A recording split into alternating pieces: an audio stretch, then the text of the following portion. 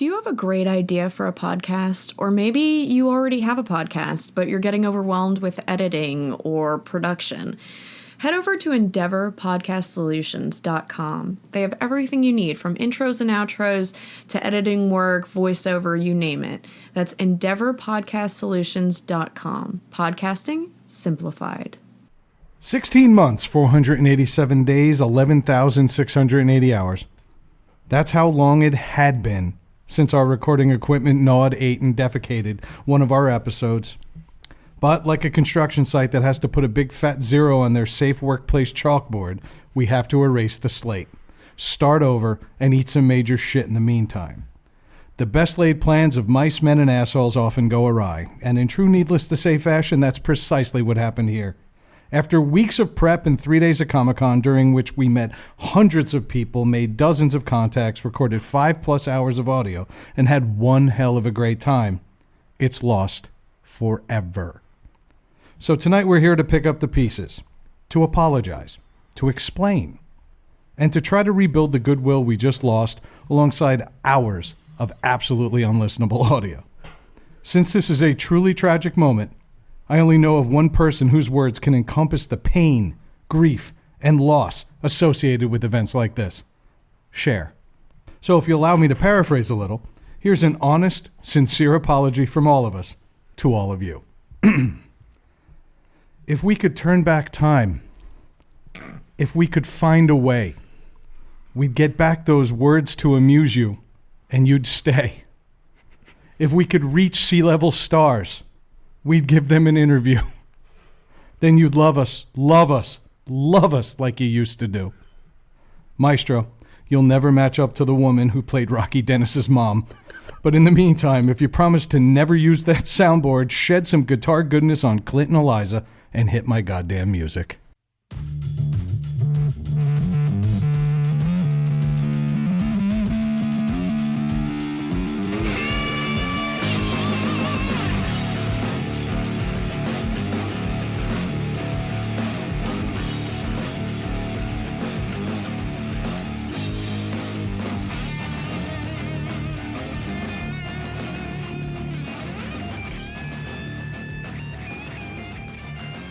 Welcome back to Needless to Say. I'm Dave. I'm here with Brad and Craig, and no self-confidence. To be found anywhere in this studio. Yeah. None. I feel like the first time. There's another song I could have done. Yep. It feels like the first. Yeah. That would have been a manlier song and to do. We could have followed up after we get the picture of the soundboard that Craig dismantled with "Let the Bodies Hit the Floor." Yeah, I really thought we were going to have our Office Space moment tonight with that thing. Oh, yeah. I had it already. Yeah. I don't need to ask how everybody's week was, because I know. We all know. Yeah. The week was awful. The weekend, Rhode Island Comic-Con was so much fun. It was. It was what we expected it to be. And way more, actually. And way more. Yeah. And then this whole thing with the recordings devastated me. Well, so why don't we explain what happened? Well, it sounds like this is a funeral episode. And it kind of is. It is. I guess, like Brad, technology is a fickle bitch. Yeah. At least you can upgrade technology. What are you talking about? Or unplug it. You'll be able to unplug me eventually. I won't have feet to run and stop you. Just throwing fingers at you. No, apparently we had the mix was fine. We could all hear it clear as a bell. As we were recording, everything sounded great. It sounded no different than it does right now, except for increased background noise. Except for the background noise. We could hear each other clearly as we were recording there. And during the saving process of each, because after we talked with somebody, I saved it as a specific part. I had it numbered and had all this shit so that we knew who everybody was and what was going on. And I was saving them. And as I was saving them, they were getting compressed into a file. And it was compressing and leveling them. Everything. So the background noise was just as loud as our voices. It was unlistenable. Yep. It was insane. I turned it on and I'm like, oh, this one got fucked up. So I went to the next one. And I'm like, hey, this one's... Then I skipped a few more down. I'm like, what the fuck? Yep. Then I'm trying to repair them because I'm like, I can't call these guys yet and tell them this, you know? And then, much like the cop that met Chuck in the street from the Chuck and Brad podcast when Chuck's house was on fire, I was like, guys, it's all gone. It's Actually, gone. can we play that clip real Yes. quick? Because nobody says it better than Chuck does. Yeah. And here it is. Dude, your house is on fire. And I'm like, what? I'm like, is it bad? And he goes, everything's gone. Wow. Yep. And That about sums it up. And I tried everything. I did. I reached out to people, you know, for help. Yeah. With it, and it turns out it's something you can't fix after it's been saved. It just can't be fixed. It's done. Last year we did maybe 2.5 hours, 3 hours of audio, maybe, and most of that was unlistenable because we didn't have really any topics, any instruction. We actually came into this with a plan. Yeah. And every day we recorded, and whenever there was downtime, me and Dave would look at each other and be like, "Let's do more." Yeah. And then we realized we don't really need Craig all that much. Yeah. Especially after this weekend. Yeah. I honestly, I'm recording everything on my phone right now as a backup. Yeah. You've never been more disposable. All right. Yeah. Now, as I'm concerned, you and your truck look to be about the same. Oh man. It's not that it was all your fault. That was mostly your fault. I didn't do anything. Well, that's part of the problem. Yep, that's right. So you're catching on. It was fucked up. Trust me, nobody was more devastated than I was. No, it's awful because I mean, I was fucked. I was a fucking. At one point, I had fucking tears in my eyes, like fucking rage tears. Oh, I threw the fucking mouse. I broke. I shouldn't. All right. I'll skip over this when I'm editing when Fran hears it. I broke a small vase in the dining room because I threw my fucking mouse across the living room and it ricocheted off the door and went into the dining room and I heard something break. I was like, oh. Your house really is like a knock hockey board. Yeah. It's all angles. Yeah. And I was fucking furious. And the mouse still worked. The batteries just came out, but the vase didn't make it. So I threw that out. And then when I was walking by, the mixing board was sitting on top of the box that we had all the equipment in. And I just looked at it and I was like, oh, and I grabbed it and I smashed it over the top of my knee, threw it on the floor and fucking stomped on it a few times. You had your office space moment. Yes. Yep. That was your fax machine. Yeah. And I was like, okay. And I came back and I told you, I was like, well, guys, we don't have to worry about the mixing board next year. We should just name this episode PC Load Letter. Yeah. As soon as you sent that, I'm like, send me a picture. Yeah. 'Cause I knew it got trashed. Yeah. Damn, it feels good to be a gangster. Yeah. Exactly. My heart sunk because, I came into this weekend skeptical. And I know everybody at home, just with your collective gasps, stop. Yeah, pick your jaws back up, everyone. I wasn't sure it really did anything. Last year, we didn't move the needle much. We had an immediate boost from the Michael Rooker thing. Yeah. And that's because he put us on his live Instagram. Right. And then right after that, we went right back to the same numbers we were maintaining. We didn't drop anything, but it didn't seem like a great investment. This year, we put new mics, new equipment, new understanding of the software. We actually paid for some software for a short amount of time. Yeah. Okay, fat guy. Yeah, we had a new fat guy. Yep. Okay, a more literate fat guy. we upgraded everything. And when I came into it, I was like, I'm not sure this is going to be the best use of our time. And I have never been this happy to be wrong. Yeah. We recorded, and Craig correct me, I want to say between 5.5, 6 hours.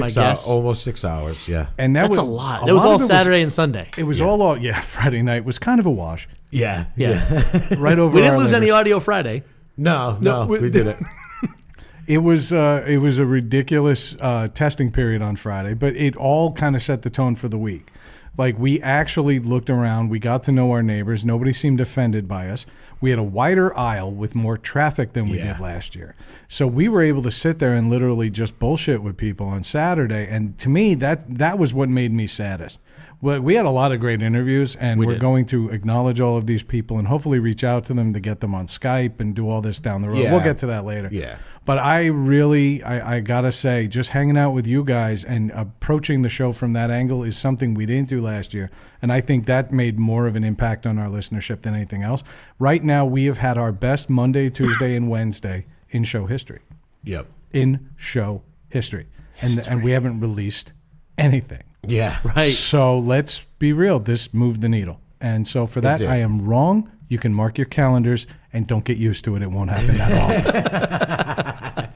No, we met a ton of great people, and we had fun. We were just, being ourselves, busting people's balls as they walked by from behind the table, just fucking being us.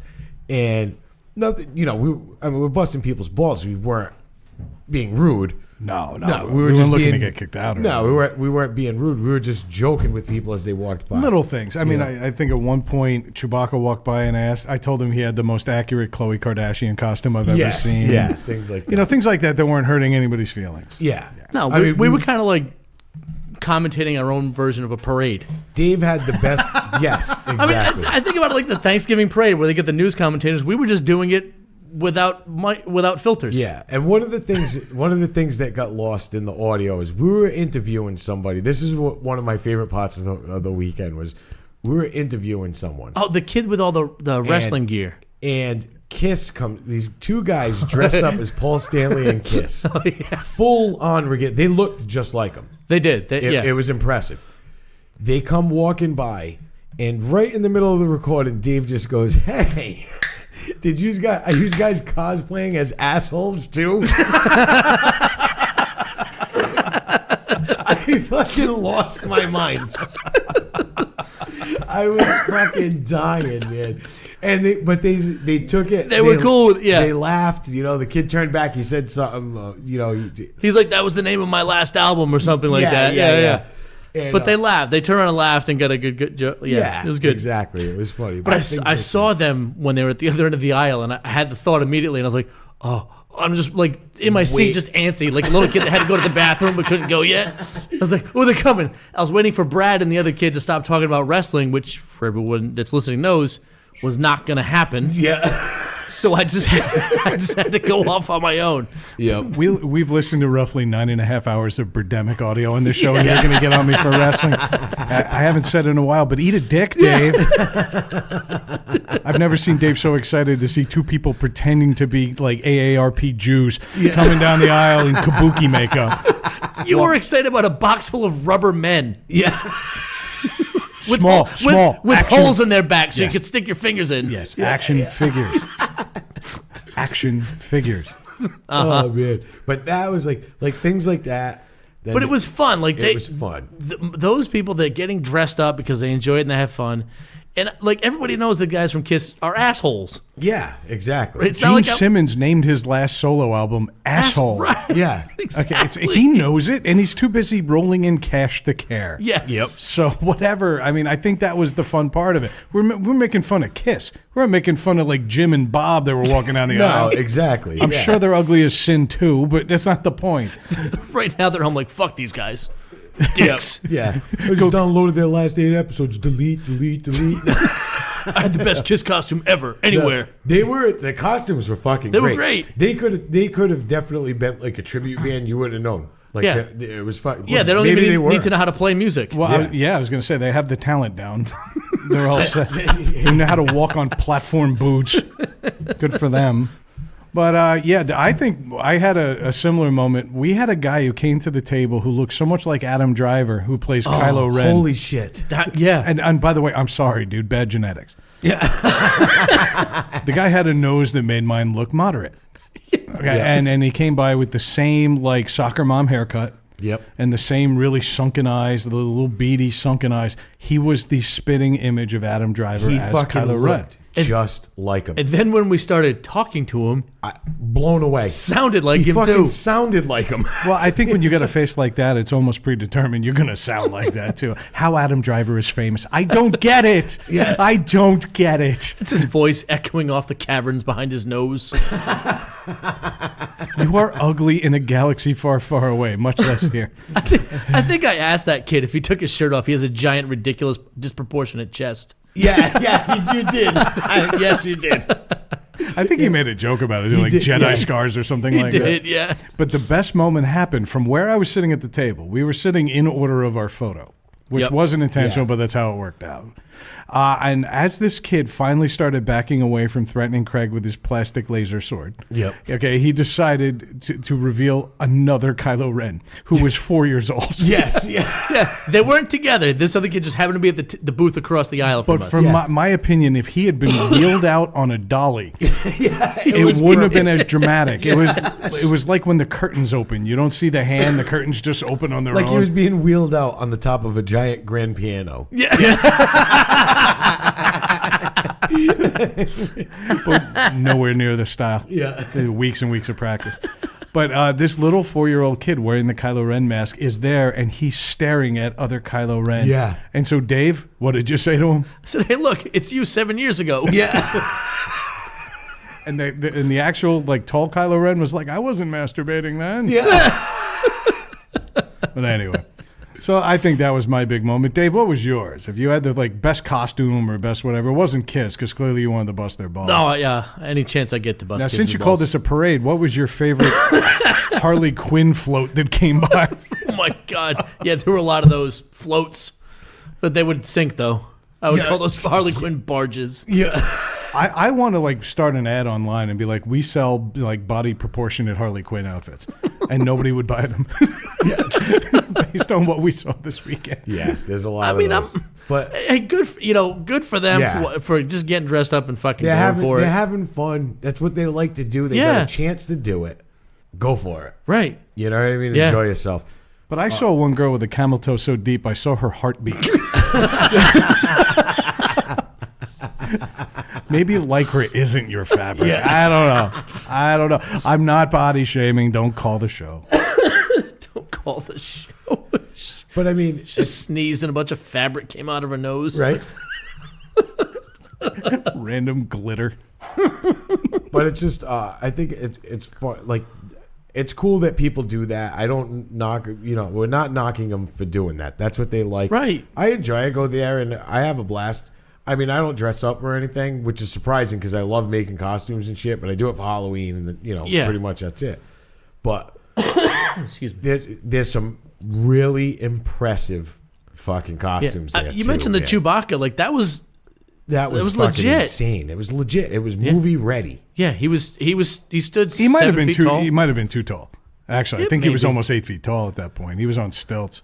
But He was- still. and you know he was moving. I mean, I wouldn't want to be him after 3 hours. I got chafed. I could Yeah. grow rice in my pants just from walking around trying to get autographs. Yeah. I don't know how on earth he did it, but hey, more power to you. Let me pull up real quick. We actually did have an outline, We did. and so we're kind of going out of order already. But let's Yeah, we did let's go jump day ahead. by day here. Yep. Let's start talking about the setup time. We have some shout outs that we have to get to. So I Sure. think it's important that we do this day by day. So Yeah. actually our first shout out's going to go out to the nice people of Pizzeria Uno Providence Yes. Yep. who tolerated us long before we were drunk. And even that was even a great start to the show. I knew we were gonna have a good weekend right there. The waitress would not stop laughing. We were joking around with our shenanigans and being witty and fucking making cracking jokes. Shenanigans. And she was cleaning other tables behind us and just fucking laughing. Well, you know what she was really doing? What's that? She was auditioning. She knew we had a podcast. She had heard us talk about it. She saw the vendor passes. She put 2 and 2 together very quickly. Realized that we were doing some kind of show, and she was auditioning. And then she made a point of telling us, hey, by the way, I'll be there tomorrow. Yeah. She never came by. No. But she made a point of telling us that. And when we were kind of like, whatever, give me my chicken wings, she kind of moved along. But, I mean, I even had that at the end of the weekend. We went out to a restaurant in Seekonk, and the waitress there saw me wearing my vendor pass still. and immediately handed me a business card and wants us to play her music on our show. Yeah. Like, Yeah. I just feel like that was what happened there. But Yeah. anyway, I'm sorry. So No. are we going to broadcast from Longhorn next But- weekend? It was, Live Live from the Outback. waiting area. There's a 20-minute wait. yeah. Halfway through the show. Table 15. The best. Table 15. The best was when we set up because Dave No. Dave was still working. Okay, all right. Okay, go ahead. You know. I was going to say that my favorite part of when I got there, but you guys are... No, Dave was Working. still working. So yeah, I was. Yeah, quotes, air quotes. Dave was still working. So me and Brad got there. We got set up. I got set up. Brad stormed around in circles and all stressed out because there was one wrinkle in the fucking banner.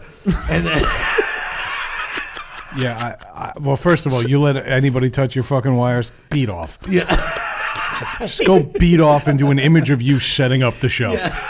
It's so bad. Fucking jitbag. There was because don't act like I didn't do anything. I carried half the shit in. I know you did. And I have to make us look good because Lord knows you ain't doing it. It's so bad. He's so bad. I know. There's going to be an angry show in here tonight. But what happened when we finally got in? What was he stressing out about? The banner. I had one. Every time he'd walk back to the table, he's like, God, can we fix that over? I'm like, Yeah. no one cares. It's fine. I had one wave in it, one spot that wasn't as tight as the other side. He was fucking It's losing a piece of canvas hanging from a paperclip on an aluminum pipe. it. Yeah. And it could have looked better. Lord knows we need all the help we can get, even But, in cartoon form. It was great. We did good. We kind of remembered everything. We did forget one thing for the headphone jack, and shout out to Chuck and Brad from the Chuck and Brad podcast. Chuck hooked me up. I texted Chuck. He was on his way. They were there to moderate panels and do stuff. And I texted him. I'm like, dude, do you have? He's like, I got my whole audio bag on me. Meet me downstairs. And I went and met him. Hooked me right up. So we had that for the weekend, which was awesome. That saved us. But then we were Watch missing. it be that was what caused the audio You to jump imagine? off. Yeah. Because Chuck today had all the advice in the world. Ooh, maybe it was the microphone from the laptop. I wonder. We're the only podcast at this show, boys. Oh shit! I gave him the scrambler. He's just twiddling his fingers like Mr. Burns. Excellent. But big thanks for that. That saved us that day.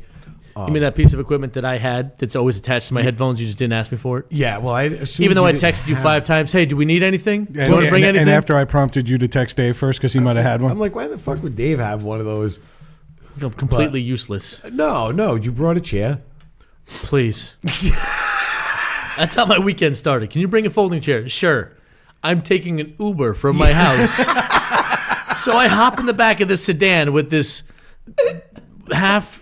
this woman driving it half spoke English, and I'm sitting next to a folding chair on her bench back seat. Right, like I have an inflatable doll. It's just my chair. And then the best is instead of having to meet us at the convention center, we're like, hey, I met Dave, them. Meet us. They're like, meet us at Uno. And Craig's like, do you want me to order you something? I was like, yeah, just get me a small pizza. In my head, I'm thinking, all right, I'm going to get dropped off there because it's at the mall right next to the convention center. Yeah. I'm going to get dropped off, and these two will be out front with my pizza in a to-go box. We're ready to go back. No. I show up to Uno, and I wait and look around for a second, and I think, these motherfuckers are inside. yeah. So I take a couple deep breaths, and I walk in the door with my chair in my hand and my duffel bag on my shoulder. And as I walk through the door, there's Brad recording me Yeah. from the high top closest to the door, and the staff kind of giving me a little golf clap in the background. Oh, they were well prepared. Oh, yeah. Yeah. So not only did I have to catch a ride from some Hispanic lady from my house to Providence with a chair, I had to walk across Memorial Boulevard into Uno's with that said chair, Yes. sit down at the table, and lean my chair against their empty chair. And the best is right when you walked in, Dave's like, Brad goes, hey, Dave, you know they have their own chairs in there, right? That was fantastic. Not even a good-looking chair. No. Yeah. No, it was I mean, it was- green yeah. folding chair. It's like a 30-year-old Costco folding chair. yeah, with a plaid top. Like, Yep. It has that like avocado color that was all the rage in the 70s. yeah. You don't notice this chair when it's dirty. That's why. Yeah. I'm sure they did at Uno. Yeah. Oh yeah, So, like the whole area around us cleared out. I think sir. We have a no chair policy, please. I would have sat in that car and just started talking to it like it was your date. Yeah. Just freak out that lady so she's got a story to tell in some other language. But then we go in through the front entrance of the convention center where all the guests are coming in. Not the back entrance where the vendors come in with all their equipment. Yeah. So here I am walking through the front entrance with my folding With the chair. folding chair, Dave carried it like a trooper all through Providence. Didn't care, but we had, once again, Unlimited power. unlimited power. Yeah. And that's why you got in with minimal hassle with That's a right. metal folding chair. If you were a guest, they would have assumed that you were a wrestling fan That's right. and were about to crack that over somebody's head. I wanted, what do you call it, to sign this? But I got to dent it first. I got to pre-dent this so Mick Foley can then pose under it. Yeah. Pre-dented. But you sat in it, so that was done. Yeah. That's right. That's pre-divot. Yep. So after we set up, we we got kind of like acclimated, and then what we didn't do last year, we just stood around making friends with the neighboring booths. Yeah. And we did some of that this year, but I think the best thing we could have done is we got right to work. Yeah. As We much did. as what you can call this as work. I mean, we did it. No, we got right to our thing. We did. Yeah. Yeah. And we started recording, and even though at that point it was only the quote unquote VIPs that were allowed an hour earlier access, they were already comfortably populating our aisle, which was very conveniently located next to bathrooms, beer, and food. Yep. It was perfect. Yeah, it was.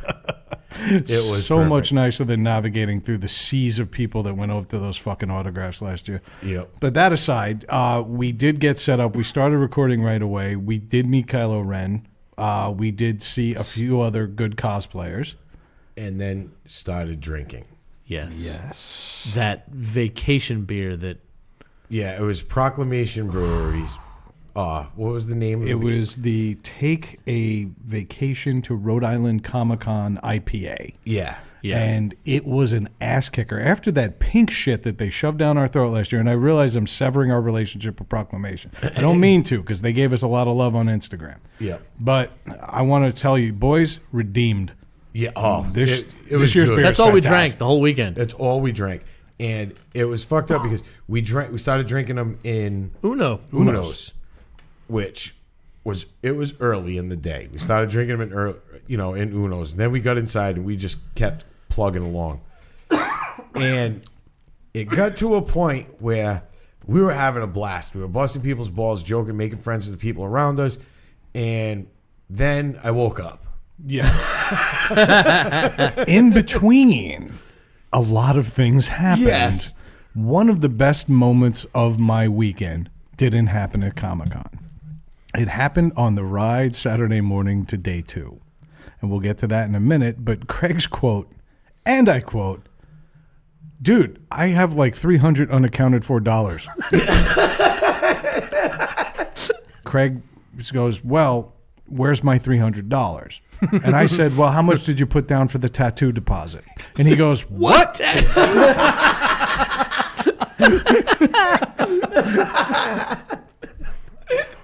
The answer wasn't 300, but it was a lot closer than he realized. Scooby-Doo solved a good chunk of this mystery real early in the day. And so talk about that a little bit, Craig. Yeah, I totally forgot. Apparently, at some point in the night, I went down to where the tattoo guys were. They had the setup. Ink Fusion was there, and then there was some other guys there from from independent places. And I ended up talking to Joseph From Rebel Muse. Yeah, I started talking to Joseph, and apparently I told him an idea. He loved it. Of course he did. Yeah. That's because you told him an idea and threw $100 at him. That's a great idea. It's a great idea. Of course it was. Nah, he was awesome. He was funny. Happiest, nicest guy you ever met. Yeah, his judgment on tattooing drunk people needs a little brushing up on. But overall, no, dude, really, really cool guy. Awesome Great guy. studio. Travels around the country to cons. Yeah. Like, this is what he does. Yeah. He's from Texas. He's from Dallas. Yep. And again, that's Rebel Muse Tattoo. That's going to be another shout out we've And got tonight. they have two. They have one in Plano. One I in think. Plano, and yeah, there's 2 down there. There's 2 of them. Amazingly, we've got some audio of Craig getting tattooed. Do we Yes. want to do it now, or do we want to wait for our coverage of day 2? Why don't we? Let's just roll it now. We've Yeah, already we'll kind roll of... it. Yeah. Yeah. All right. So here it is. All right. This is Dave from Needless to Say. I'm here watching Craig have a juicy vagina tattooed on his right arm. It looks like he's getting an Arby's logo right there above his elbow. What? No, that's not what you're getting? That's what it looks like. No, he's having a cool little logo of the show put on his arm. It'll be the coolest thing he's ever done in 45 years. He's getting it done by Joseph Arellin. I'm not even going to say it the right way he told me to. Rebel Muse Tattoo out of Dallas, Texas. Came all the way up here, 2,500 miles to make Craig's life worse. So 3 days, Craig's been dying to get a tattoo, and he landed on something that he did by himself. He looked like he took his glasses off to draw it. Craig, how's it going, buddy? Good. Yeah, not too bad. I'm fine. All right. Excellent. Did you tell the guy that you don't have any more cash to give him? Or will you wait until the end? He's like, you have 2.5 stick figures now. Yeah. Excellent. All right, man, we'll come back and check it out when he's all done. Needless to say, he inked it. And that, friends, was the only good audio we got all week. Yeah, exactly. Yep, exactly. It involved Dave heavily breathing as he was walking. And just busted my balls. Because I'm laying on a table, can't move. Nope. Helpless. Nope, helpless. Just busting my chops, telling everybody around me I'm getting a vagina tattooed. A sloppy vagina. Yeah, That's sloppy. right. Yep. So it was. I wish I mean, could have gotten closer, but the health department only lets one person in behind the booth. the booth area. That's how they were monitoring health. There was an entire room of thousands of people who bathed maybe within the last 3 days prior. Yep. And that was it. People That was the walking one. around in Wookiee costumes like they do all the time. Yep. And yet this is considered a sanitary enough environment to get inked. It was. They had. I'm sorry. I was just thinking about Chewbacca must have the worst dingleberries ever. That's why he sounds like that. yeah, he's like, yeah. Pine cones hanging off his ass. Every time he stands up, he's like, just ripping hands out. Jesus Christ. Can you imagine every time you get out of the car, he sounds like Velcro? Fucking ass looks like an apple tree.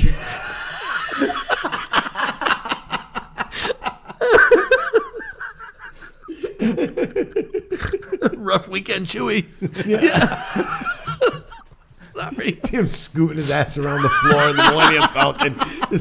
Han's like, stop that, dude. What the fuck? He's got worms. Yeah. Look, his trail of hair and mud around the Millennium Falcon. But yeah, so I totally forgot that I booked a tattoo. I had no idea. And I was like, oh my God. Yep. And I was like, and in my head, I'm like, should I cancel it? Should I can't? And then I'm like, no. So what'd you get? Cancel it. So I got the three of us as stick figures tattooed on the underside of my arm in the most of course I'm like, yeah, dude, let's put it on the most painful part of your fucking body you can possibly do it. He had to reload the gun just for my nose. Yeah. And it says needless to say under it. And I was like, you know what? Fuck, I don't give a shit. I'm going for it. I got a ton of tattoos all over me, so I'm like, whatever, I don't care. Well, he put it on what he lovingly deems his shit arm. His shit arm, which Yeah. also has his wife's name in it.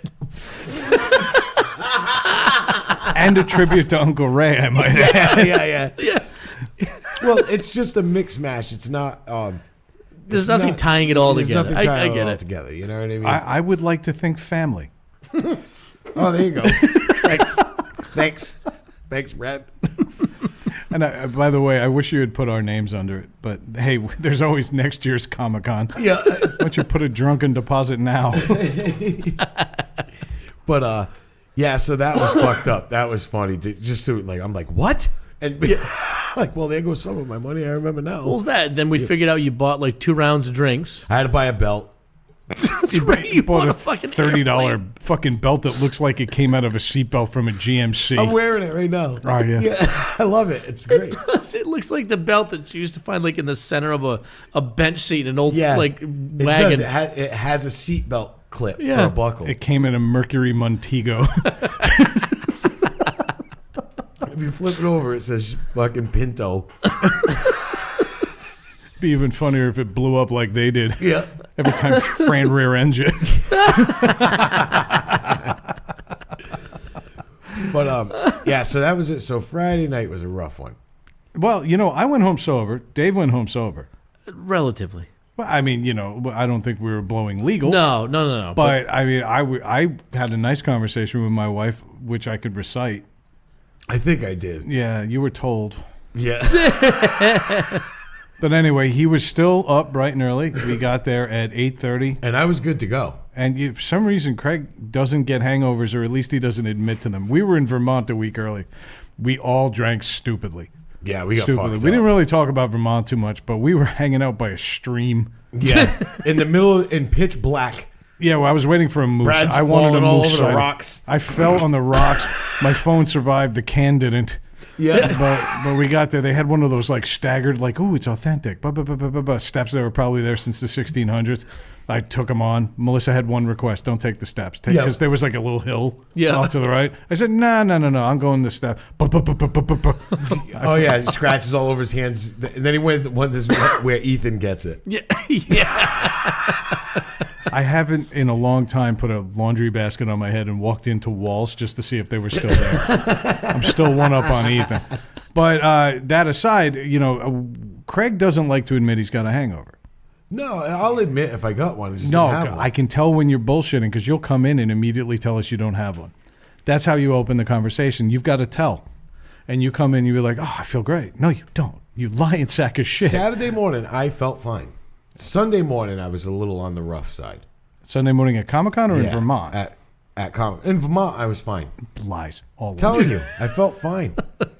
Anywho, so we got to day 2. We were a little slow on the uptake. We nursed our coffee for about an hour. Then they opened up the beer stand, and we were right back in Oh business. yeah, we were hitting it. I did the math. I figured out that each one of us dropped roughly $250. Oh, easily.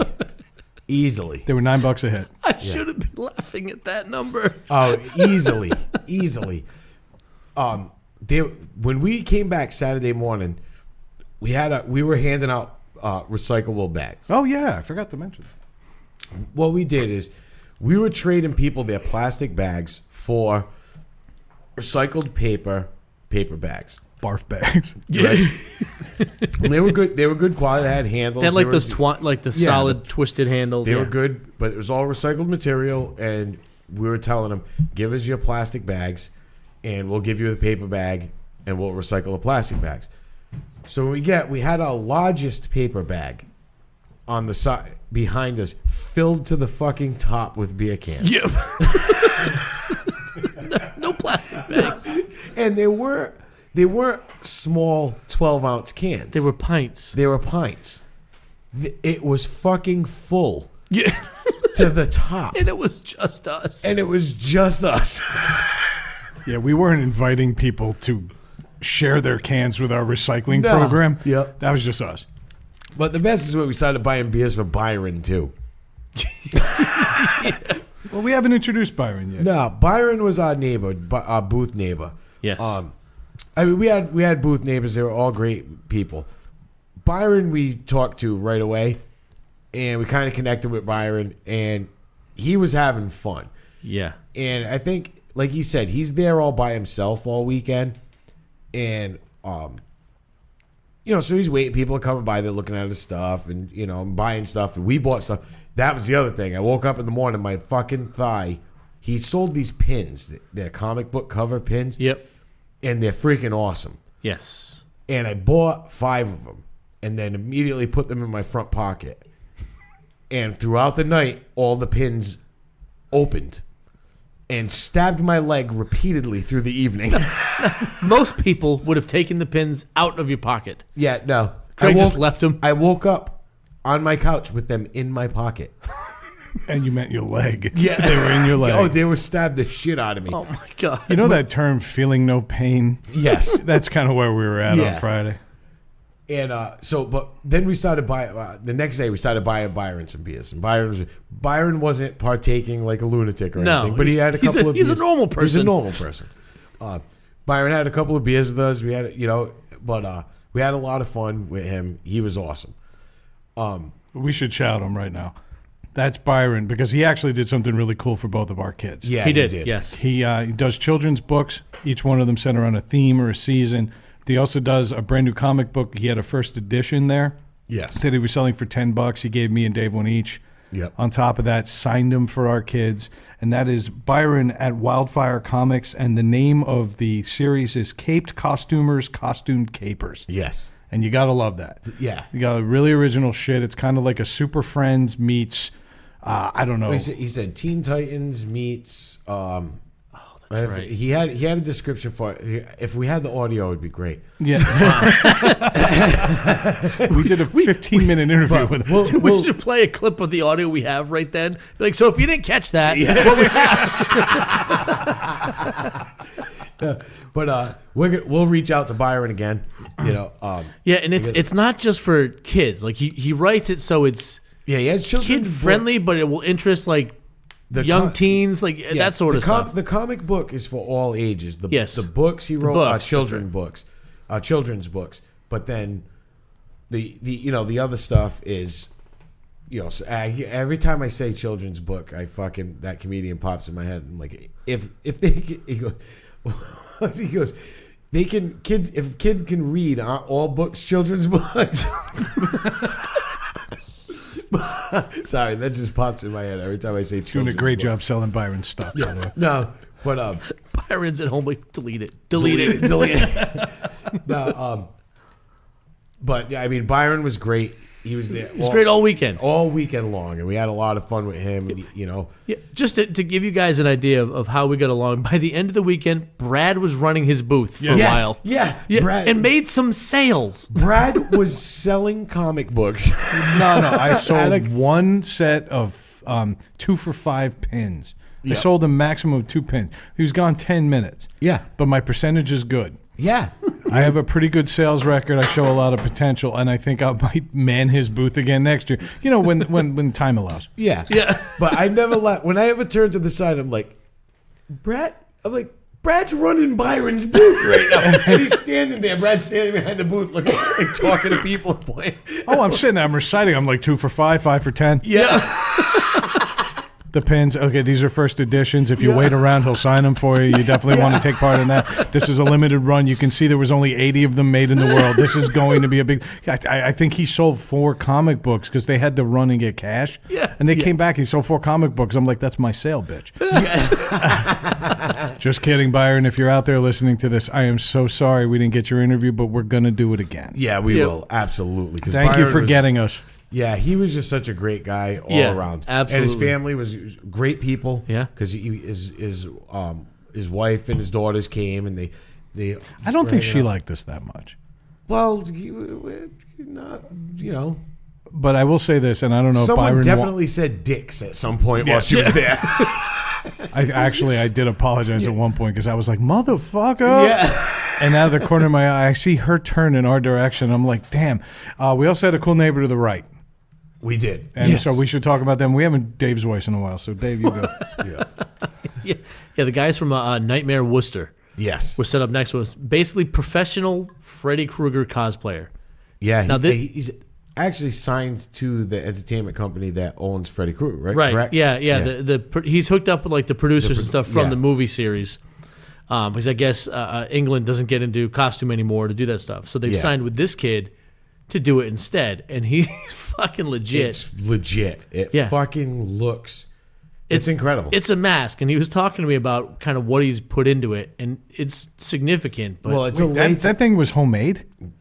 It wasn't homemade, but it's kind of custom to his face and everything. You know what I mean? It moves with his mouth. Like, it blinks. It moves with his mouth. Yeah. It's insane. And it looks legit. And I feel bad for him because he's putting that thing on and it starts getting, because it's a full latex back. It doesn't breathe. It doesn't breathe. It's tight to his face. And for hours he's standing there. The next day he was showing his face was all red. Remember the next day his eye was all red because the thing was rubbing on his eye. It almost looked like a light sunburn he had. But he stayed in costume all day Saturday. All day. Like 8 hours. Yeah. I don't know how we did it. Yep. I had trouble sitting in oversized flannel and ripped jeans. Yeah, and I took a picture with it, and I think we posted it to Instagram. Yeah. We'll do it again. I'll Yep. post it again.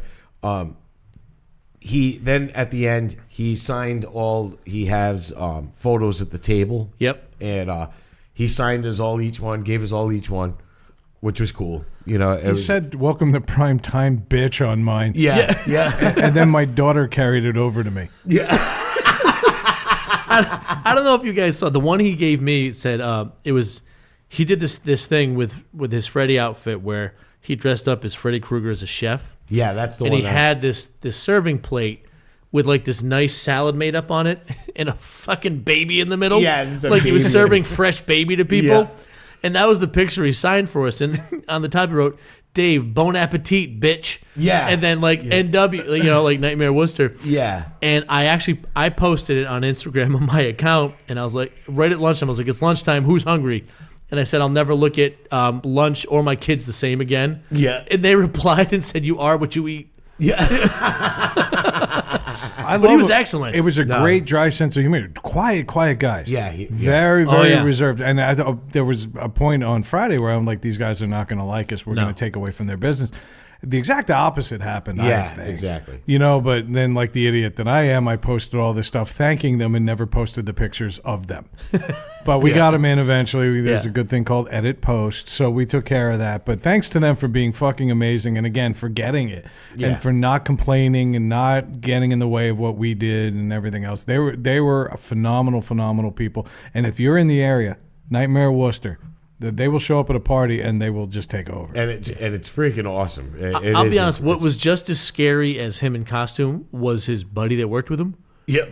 Yeah. Because he kind of looked like that quiet Russian guy that knows how to kill you 100 ways. Yeah. Yeah. You know what I mean? Like, he just kind of sat quiet. He was super nice, but if you hadn't met him, he kind of looks like the guy like the henchman from an old Bond movie. Like, that's what he looked like. Yeah. Like he could come up to you and be like, "I have a corkscrew," and that's immediately intimidating. Yeah. Right. He's not offering you a drink. That's right. Yeah. The laminate he uses for all the prints they sign, like he could kill you with that somehow. He'd suffocate you Yeah. with laminate. And then it was funny. So they were to our right. Byron was to our left. And this year it was different. Like you said, our lane was wider. Yeah. So we didn't really have much interaction with the people across from us like we did last year. Last year they were very close. Yeah. You know, so when we were talking, they can hear us. You know, had to be 15 feet across the aisle. They were far away, but the booth directly behind us. Yes. So first day, Dave right away we hear music, and we're like, okay, It was good music. It was like good Alice in music. Chains, and I was Yeah, like, all right, I'm good with this. So poke your head through, and you started talking, and it turned out it was a gun range. Yes, at a comic convention. At a comic convention. And it was great because you could hear them. Want to turn that fake gun into a real gun? Yeah. Was there no better sales pitch that weekend than, "Hey, give me that plastic gun. Let me hand you some live ammunition." Yeah. At one point, I came out of the restroom and standing at their table was a girl cosplaying as Lara Croft, and I was like, perfect. Yeah. Yep. Perfect. Just keep her there all day. Yep. Yeah. But they were awesome. And it was Paige and Corey. Yep. And there was someone else there. It was actually it was Corey's mom. Corey's mom. She it's either her business or she helps run it or something. Yeah. Or she's the accountant. I'm not sure, but she's involved in the management of Elite Indoor. Elite Indoor. Yep. And it sounds like an awesome place. They gave us free lane time. Yep. They gave us passes for a free lane. Offered us for us to come up and have some fun. And are still doing so. And are still doing so. And we'll take them up on it. Sure. But Paige was fucking hilarious. Well, I'll say this. For a place called Elite Indoor, it seemed like she spent an awful lot of time outdoors. Yeah. She actually, I don't know if she told you this, but she minored in astronomy. And that's because everything that happened to her car, which, by the way, Paige, if you are listening, your car is being held together by bubblegum and prayer. Yeah. I don't know how you drive this thing or how you don't get pulled over more. The woman actually claimed that her car was hit by a meteorite in a bag. in a bag. Yeah. There was a meteorite. Pre-bagged meteorite. And it wasn't in one of our paper bags. It was a horrible plastic bag. Paige, I don't know where you buy your shit, but I want it. We were dying in the parking lot because the first night was Paige lost her car. She lost her car. So we Probably would have been the best thing that could have happened. Yeah. So we Nothing would suit her better than a bus pass. Yeah. She'd be safer. But being gentlemen, Ripped apart. Yeah. being the gentleman that we weren't going to let her wander around a parking garage in the middle of the night looking for her car. So Right. we promised we'd help her find it. So we walked around. We even offered to drive around in my truck to find it. To which she even bought. She was like, "No, I'm not getting that." Yep. And then Not so enough we tape. found her car and she left. She wasn't supposed to work all weekend. She was only going to work Friday night. Oh, that's right. That's right. And then she was like, "Hey, guess what? I'm here all weekend." And she came back. So Saturday she came and she kept popping over and cracking jokes and we were, busting each other's balls. We had a good time. She was able to find her car easily the next night because she found my truck and parked on the side of it. Well, she parked next to your truck and into a support pillar. She hit the support beam. She did. Yes. We were counting quarter panels Yep. on your truck before Well, we... I was like, I'm backing out first. Yeah. I was like, I'm going to back out first, then you can go. Craig backed out across 5 rows of parking and then waited for her to go. Yeah.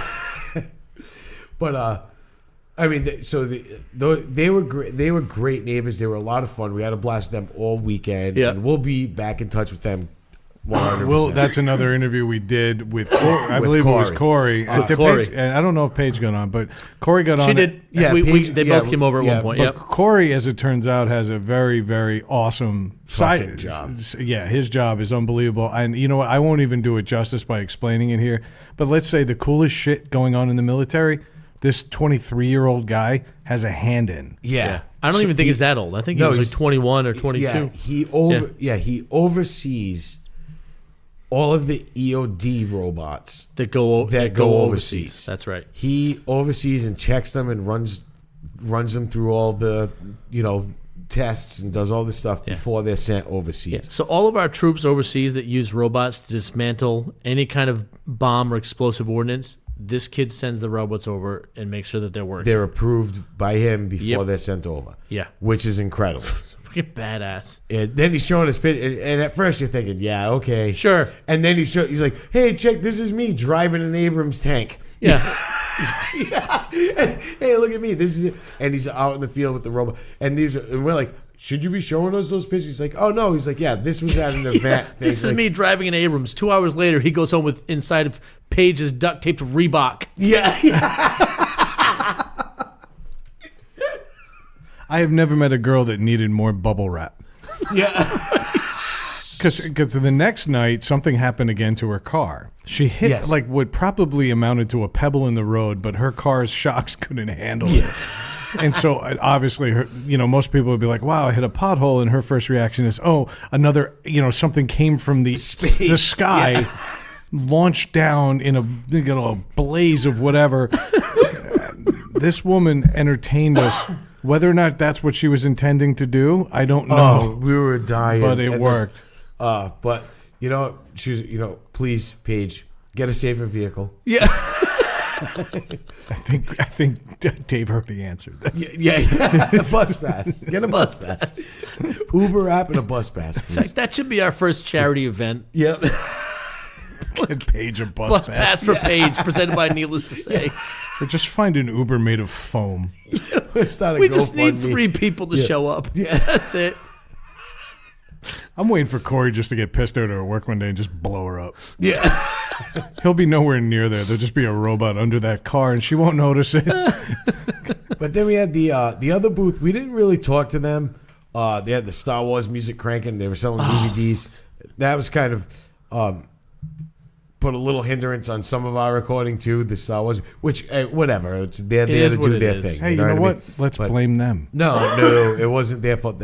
But you could hear it was like cranking loud. They had a TV in the back corner of their booth, which was on our back corner. But they were just using the factory speakers in the TV, which are on the back side. Yeah. So it was just blaring into our space. Thing. Which, I mean, they're there to sell their stuff. I wasn't mad at them about it. But DVDs. They're one pass above some Hispanic guy in South Providence opening his trunk. Yeah. I'm sorry, that was racist. Yep. 8-track Emilio is awesome. You shut your mouth. No, I was way wrong. He'd be Cambodian in South Providence.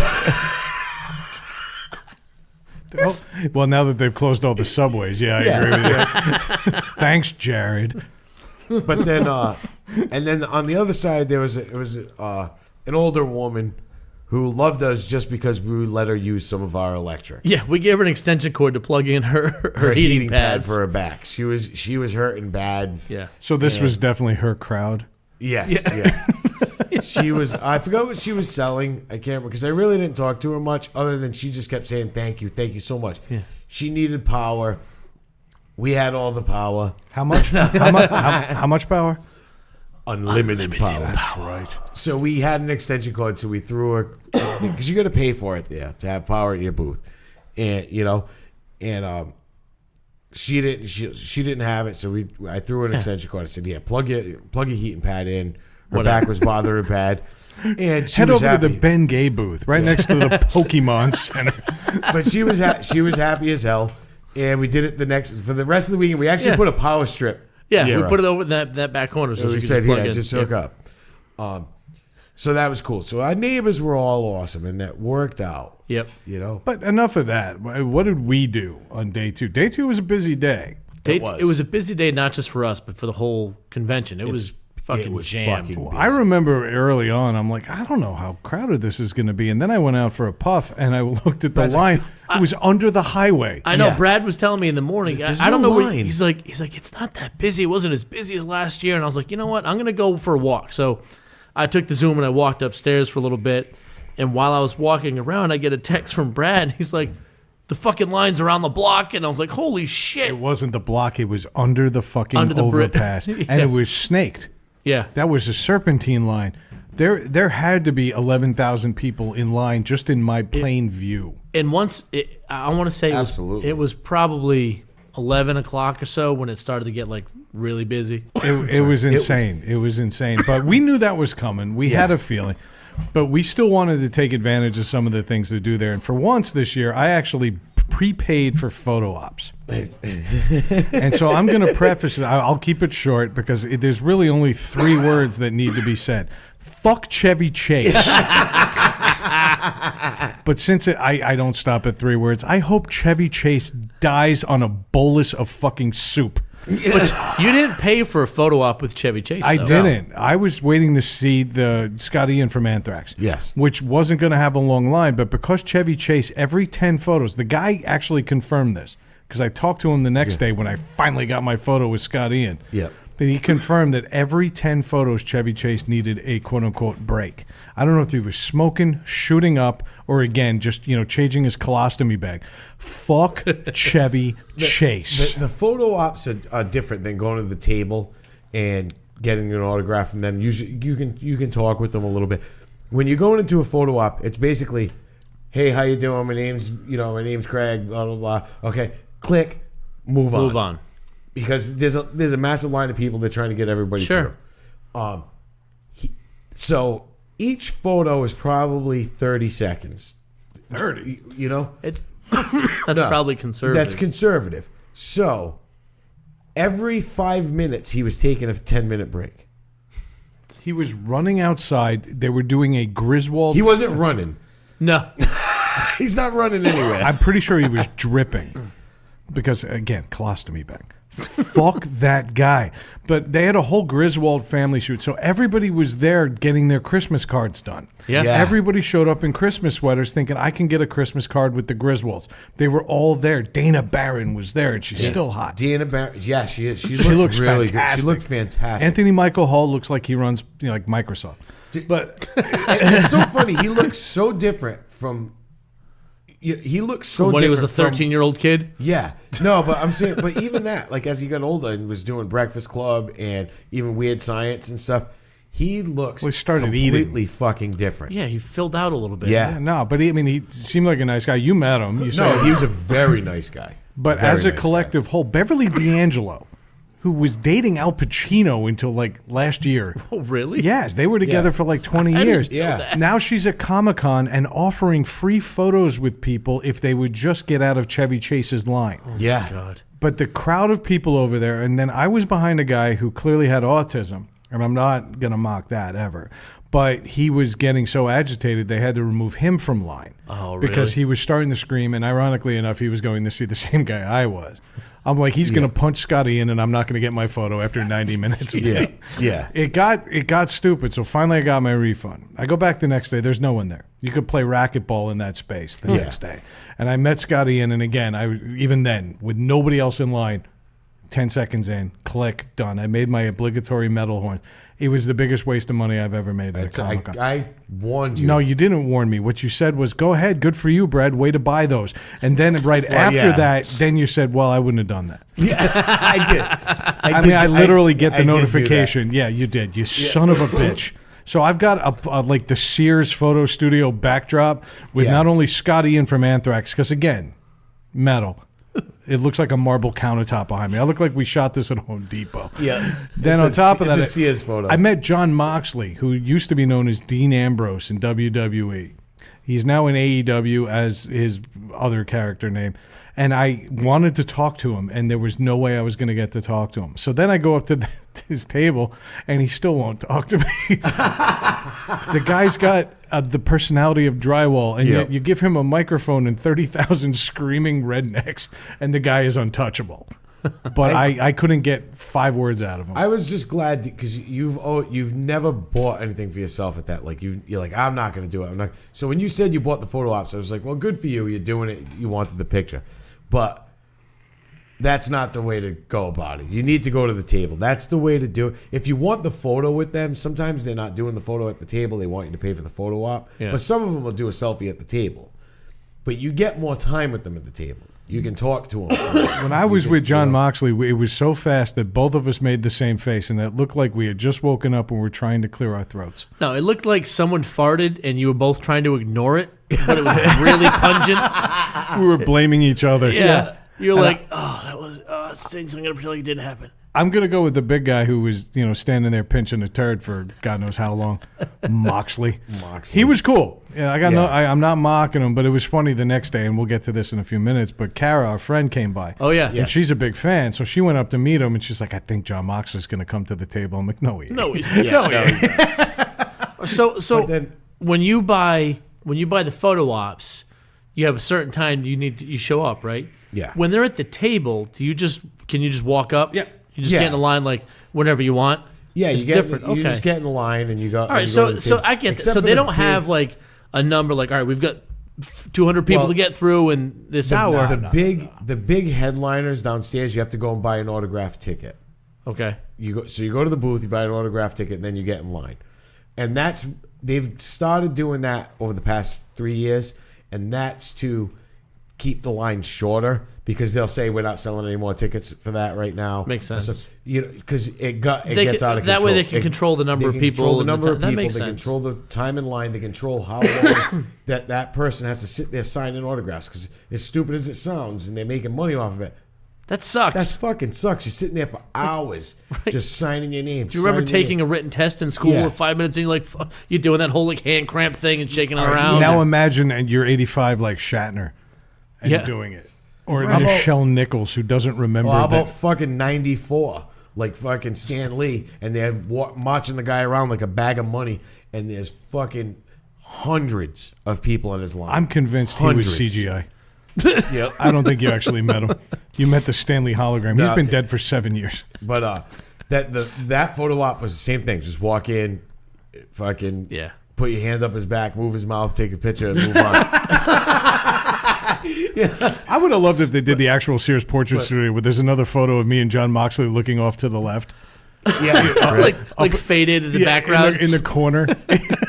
Some laser lights shooting through. But I also got to meet Stanley at the table, and when I got to meet him at the table, I got to say a few things to him. Not for long. There was a lot of people in line. But What was his response? Huh? Yeah, no, he took Speak a few up! minutes. When Craig met him, it was...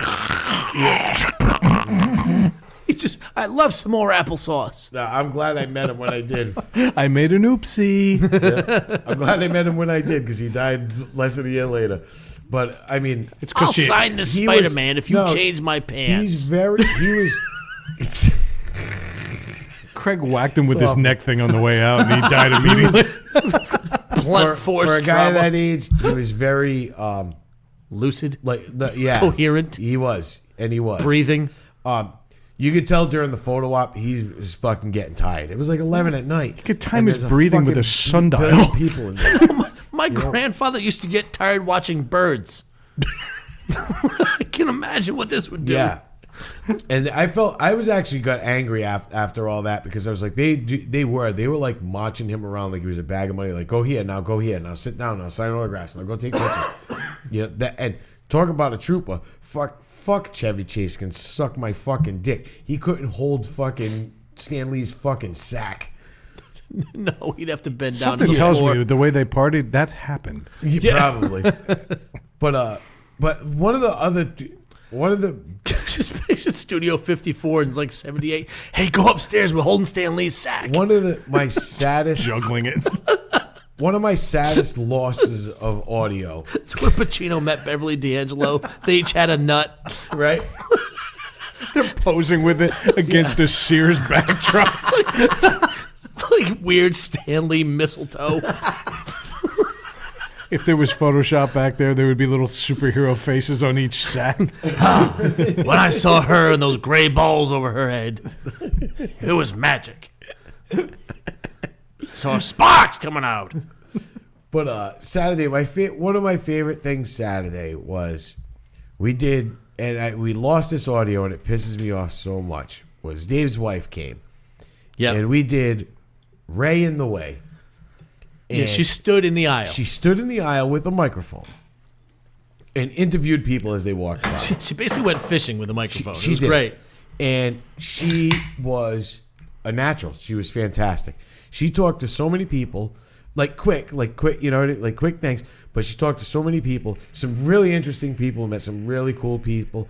One girl, the sweetest girl in the world, what was her name? That would be Eliza, who Eliza. I shouted her in the intro. Yep. Yeah. It seems like every year now. Well, every year. We've done it 2 years, but last year we had Clint, who unfortunately passed away, and we did actually meet up with his father and mother. His mother. And that's another interview we're going to have. But phenomenal people, really, really appreciative of us for mentioning him last year and giving him the audio. Yes. This year we met Eliza. Oh, yes. And Eliza was a sweetheart. She came to our table. Now, she's 16 years old.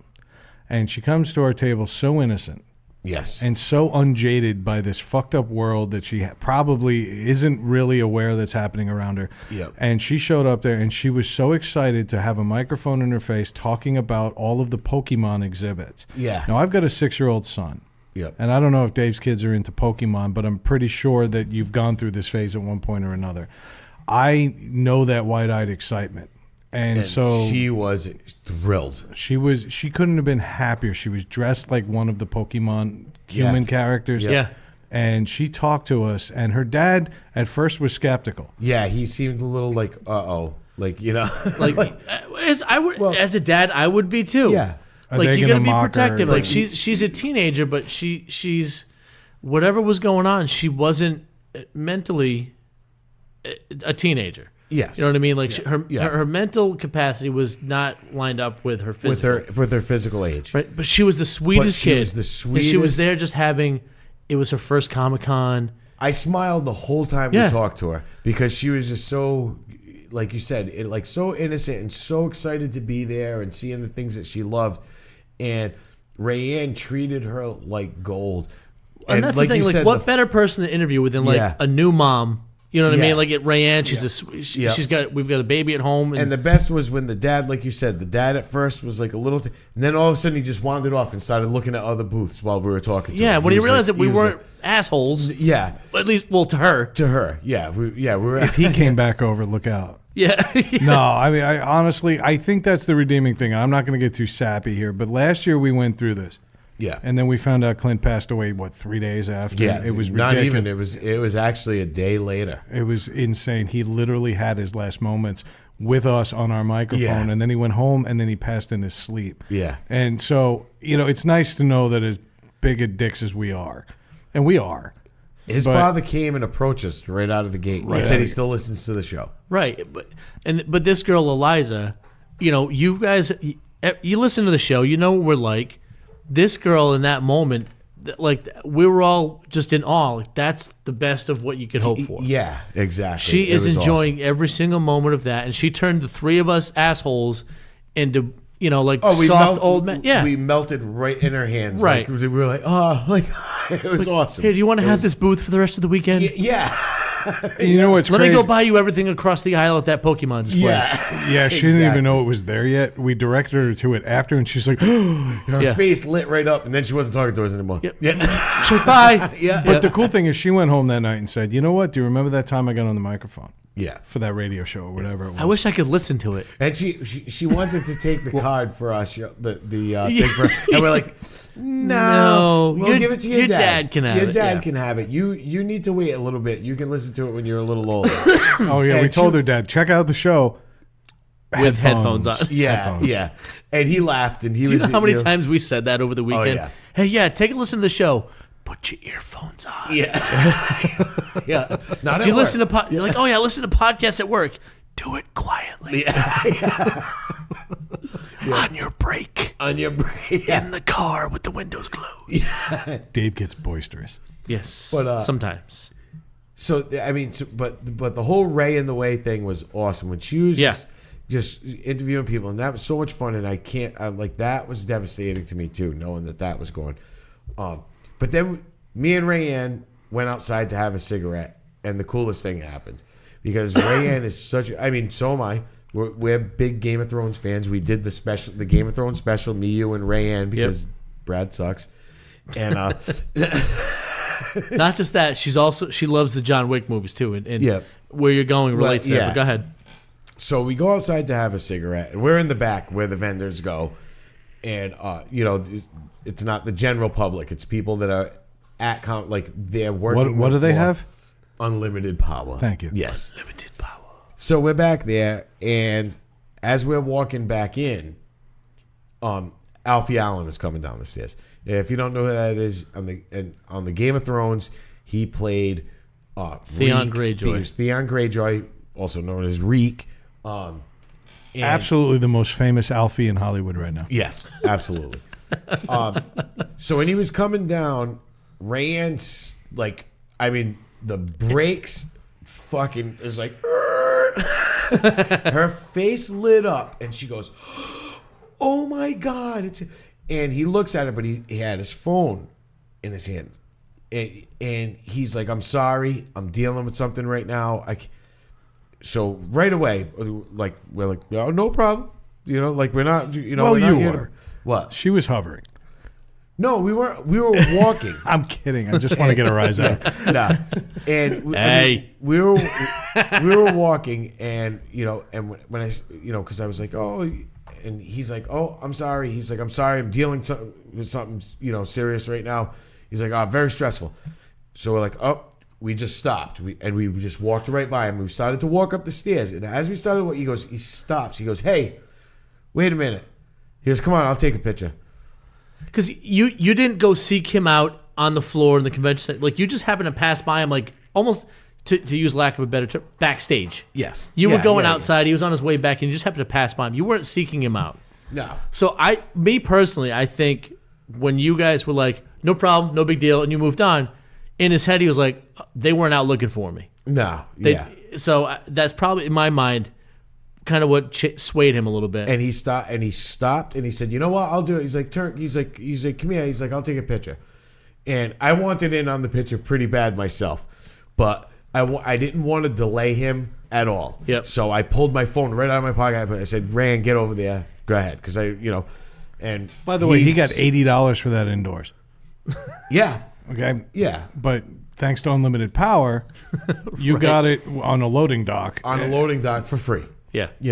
And a very appreciative guy. I mean, all joking aside, No. I'm not a fan of the show, but I love the fact that he does appreciate it. Even after the show's over, he's doing other things. He could have very easily said, "I'm sorry, now's not the time. Come see me inside."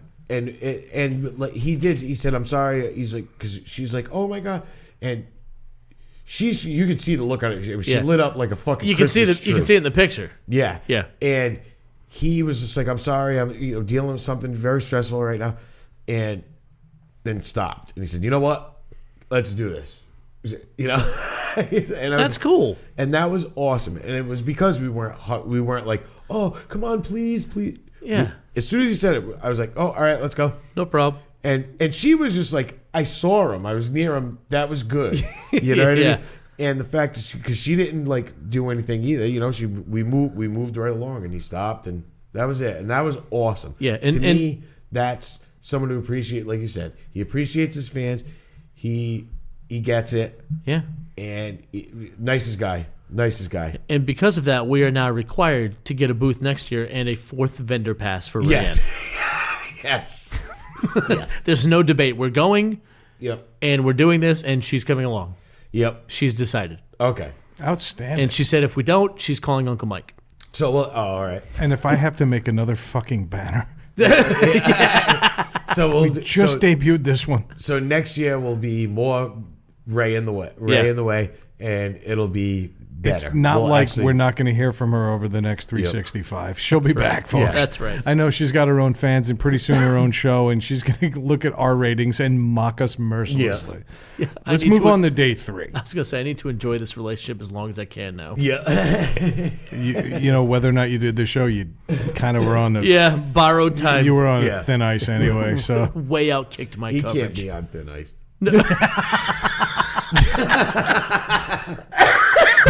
By thin ice, I mean Antarctica. Yeah. Global warming. All right, so believe it or not, day 1, Craig got hammered, doesn't remember much of it. Day 2, we drank from 11 o'clock on. Amazingly enough, Sunday was Sunday Fun Day.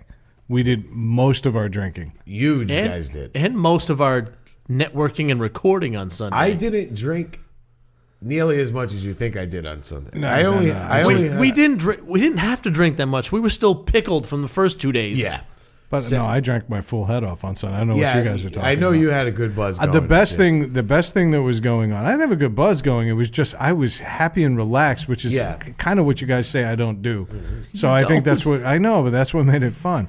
But my favorite moment of the entire Sunday was right after they opened with the booze. David already bought 3 fresh beers, and then I show up at the table a minute later with 3 more. Yeah. And if there was ever a moment that was indicative of just what assholes we are, nobody ever thought that, hey, I'm getting beer. We have all this technology in our palm, and nobody even thought our knee-jerk reaction was, well, the beer's open, let's go buy it. I didn't go to buy beer. I went to the bathroom. I went to the first one that was closest, and there was a line. I was like, oh, fuck it, let me go to the next one. The next one's on the other side of the concession stand.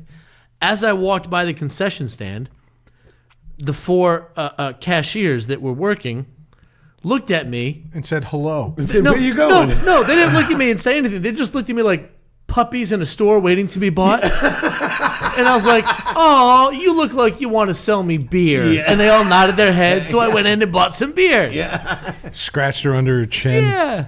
Honestly, they knew us, though. Oh, no. Oh, yeah. Oh, she knew us. They knew us from last year. Yeah. We were the only people that were allowed to buy more than 3 beers at once. Yeah. No, it was a 2-beer limit for the rest of the world, and then what did we Whatever have? we could carry. I bought 4 at one point. I bought 7. Yeah. I spent $63 plus tip on 1 round of drinks because Ray and Jonathan were there, and I think I bought Byron another one. Yep. Brad comes back with 7 beers, and we already had some. Yeah. And it was a beautiful thing. And then the best part was that she goes, "How are you guys doing this year? You having a good show?" And I said, "Oh my God, they know us. We're regulars at Comic-Con bar." Yeah, exactly. About the impression it was you guys last year. She was the same woman last year that we went to every single day. Yeah. Well, we had 2 this year. Yeah, we had there was 2 different two women, but they different both knew us. I saw one smoking outside. She's like, she knew us. And so they didn't hesitate. At one point, me and Rayanne came back with 7 beers. 60, I think it was $74 worth of drinks. Yep. Just because Jonathan and Rayanne were there. We got the last 4-pack of the special beers. Yeah, they made we for did. That was because of Kara again. Yeah. Kara went and she played her wheelchair card. And she got the last 4 special Comic-Con The last beers. 4 Comic-Con beers were at our table. Yep. And they didn't last long. But No. Like, oh, there they are. The cover got ripped off. It was on the floor. no, the best is Kara is Kaz's wife. Technically, she's Kaz. too. Mike Kaz is the bass player for the band Cycle, which we've premiered on the show before. And Well, that's kind of what I was saying. I think as much as we made new friends on Saturday, Sunday was really about old friends. Yeah. And Go ahead. No, I just think not only was there Cycle, but we have some other friends that we made last year that showed up again. Yes. And so, I'm not going to cut you off as much as everybody knows I do that. I think we really need to highlight the people that came back to see us on Sunday. So go ahead. But so it was funny. I think I've talked about it before on the show. I'm pretty positive I've talked about it on the show. I had bought a shirt. Yes. 7 other shows. Yes. I bought a shirt from Cycle last year. I ordered it online, and I never received it. So it became a running joke. I didn't even want it at this point because it became so much fun. Yeah. Because I was busting their balls. I was, they would post pictures of them at concerts, and I'm like, oh, you got to check these guys out. They'll give you the shirts off their back. Those were all my comments were about shirts, right? We almost sent Craig, we didn't say this before, but we almost sent Craig, they were doing an outdoor show at like a park in East Providence. Yep. We were going to send Craig there to stand front row with the word Cycle t-shirt Written on his on his bare chest with like collars painted on and I was everything. going to draw a t-shirt on myself and stand in the front row. And just with his arms up the whole time. Rock on. And then the best was at one point they were at a show and Seth had taken a picture of their merch table with the t-shirts on it, and Brad said, "Dude, you should go there and get your shirt," in the comments. And I replied, "I can't. It's too cold and I don't own a shirt."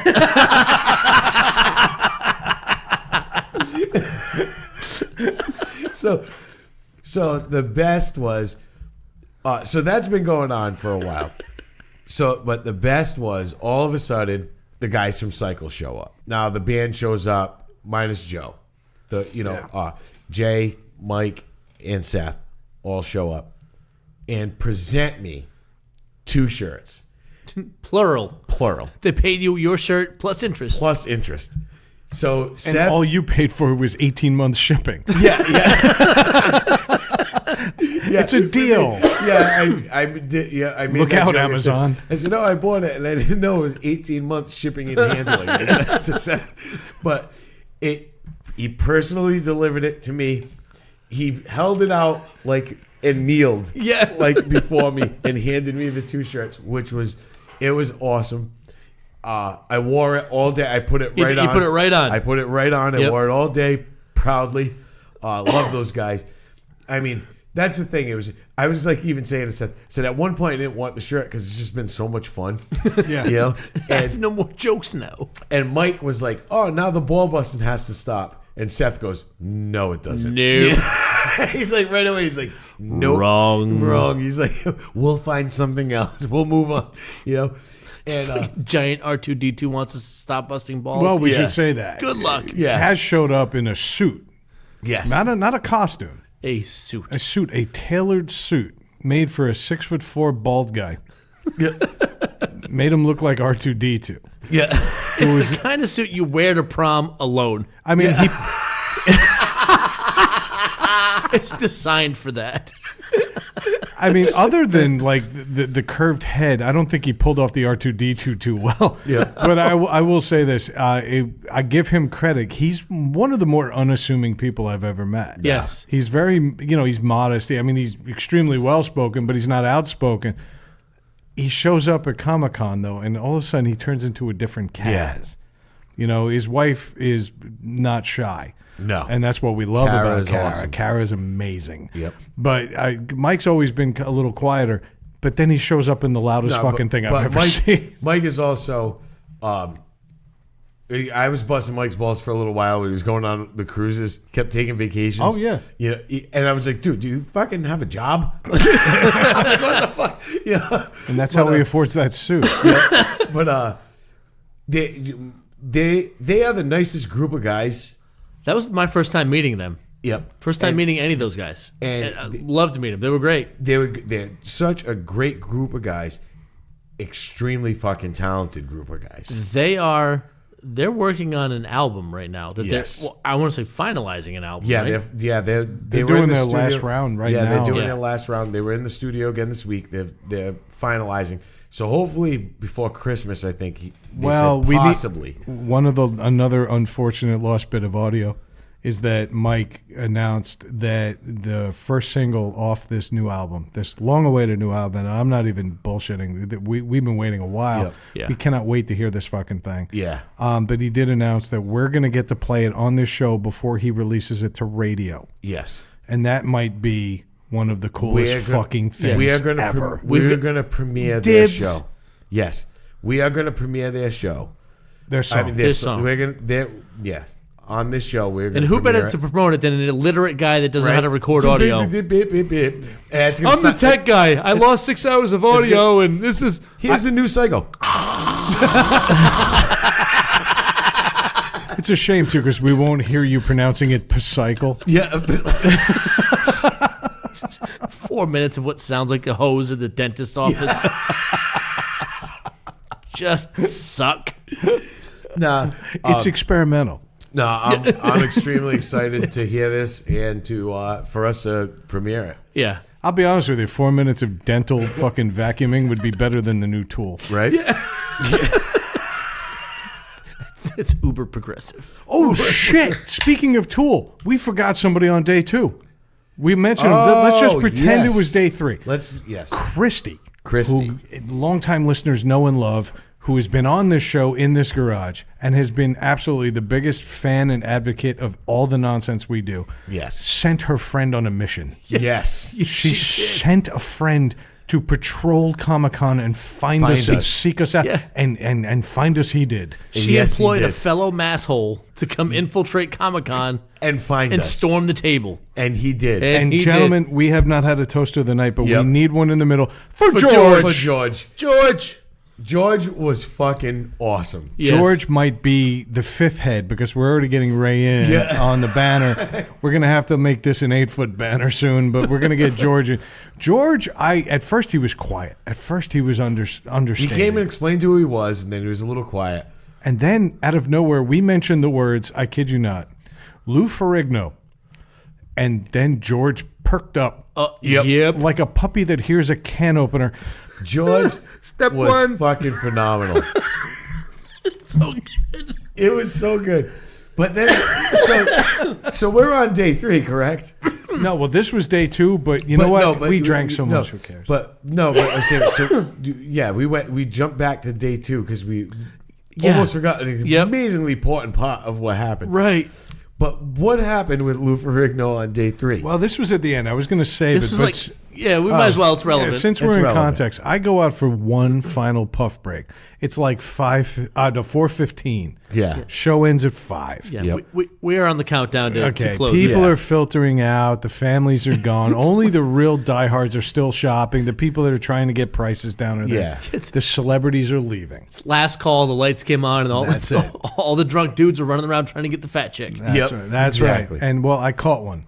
You did. And you gotta go home, but you can't stay here.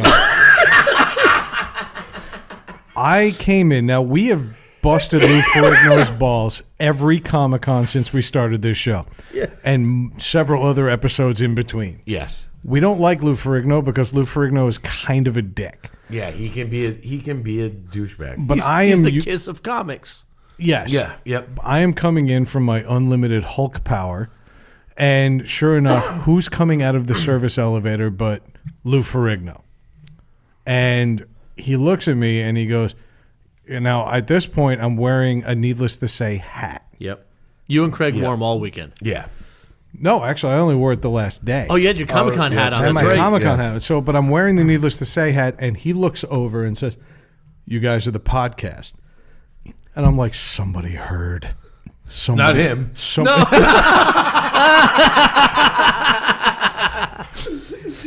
Someone's been flipping me notes all weekend. Yeah, some asshole in a little bubble in the bottom corner of your screen signed it to him. It was But the bags. I thought in that moment that I'm going to get hit by Lou Ferrigno because he had heard that some stupid podcast was making fun of him. Yeah. But now here's the deal. Lou Ferrigno may not be able to hear, but he can definitely read. And he saw my fucking hat. Yep.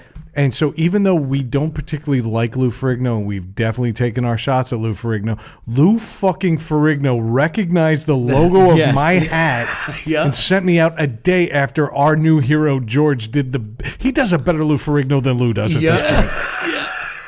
It was fantastic. It was like that episode of Mr. Rogers where they went to the Hulk set. Yep. No, yeah, beautiful day in the neighborhood. Yeah, that was fucking amazing, George. And then Lou, we haven't met you really, but I feel like if you're sitting at home and you're that fucking particular, check out our show. And if you can find those audio clips, more power to you. Come find me next year.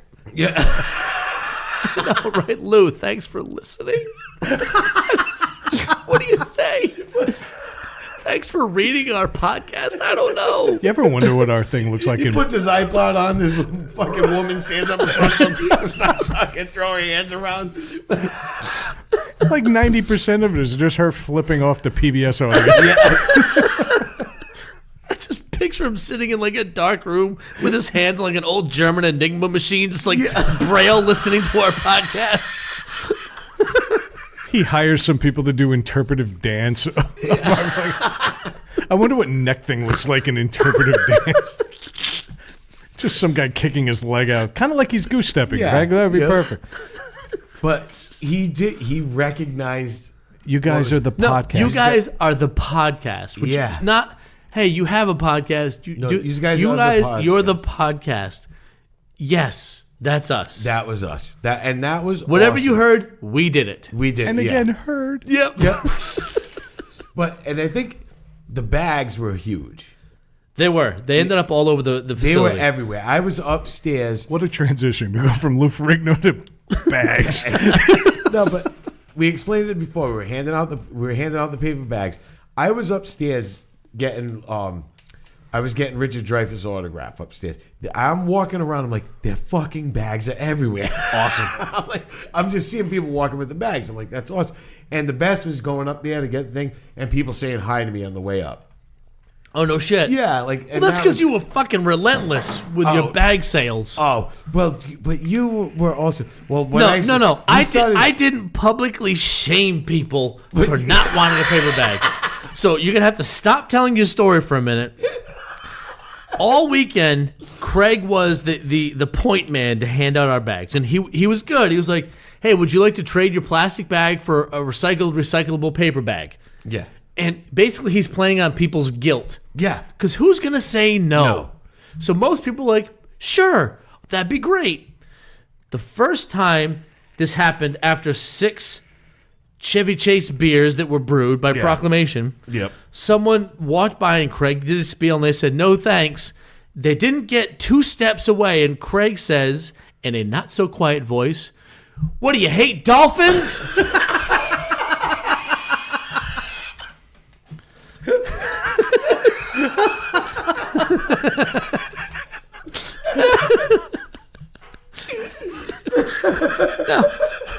Not loudly while they were in front of our table, loudly so the other booths heard, and they had to pick up their pace so they could outwalk the shame. I thought that was amazing. Shove them in the blowhole. Yeah. You know, and it just turned into telling people, don't kill turtles. Yeah, Oh, yeah. it's right. Oh, Dave, yeah. But Dave's, you had the best one because you shamed that one guy too. When that guy said no, and you had the best one. You said, enjoy your guilt bag. Oh, yeah. That's right.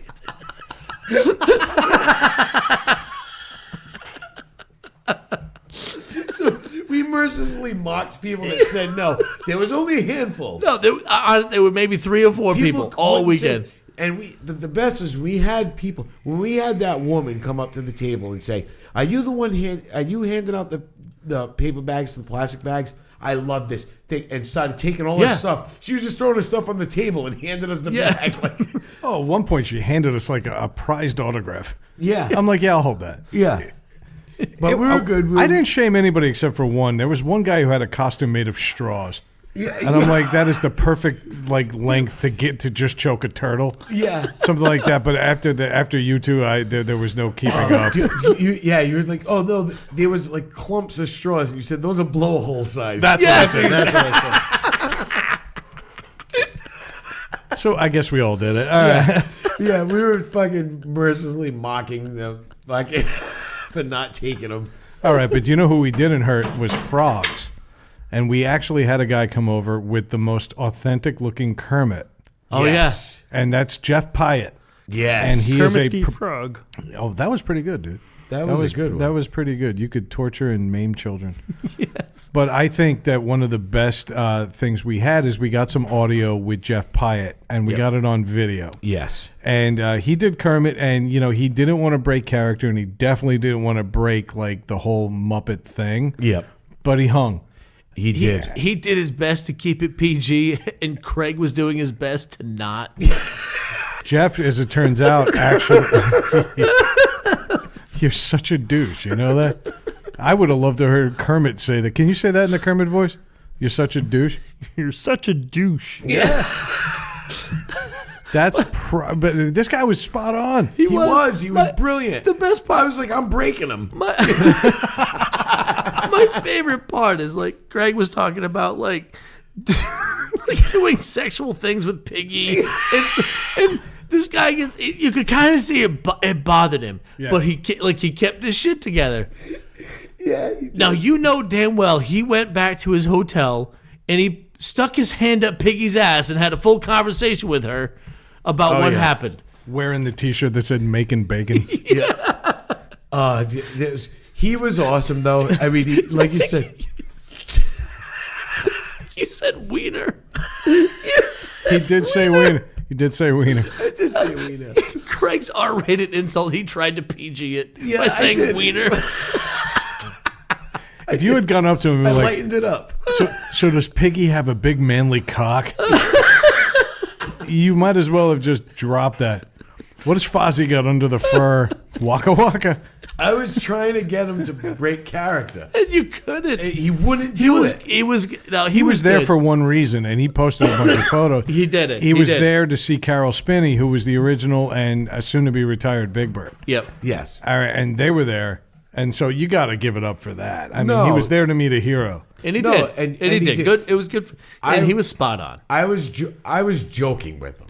Yeah. You know what I mean? And he wasn't- knew it. And I think that's why he stayed around the table. I was joking. I think he knew what I was trying to do. Oh, yeah. You know what I mean? I was trying to get him to break character and fucking When he said in that video, well, I'm not going to let you do that, or I'm not gonna do that. Yeah. But he was thinking it. In the back of his head, he's like, I could get absolutely. profane as fuck right now. Oh yeah, absolutely. But he was awesome. Well, that was the best part. Yeah. He's not a dick. He didn't take himself too seriously.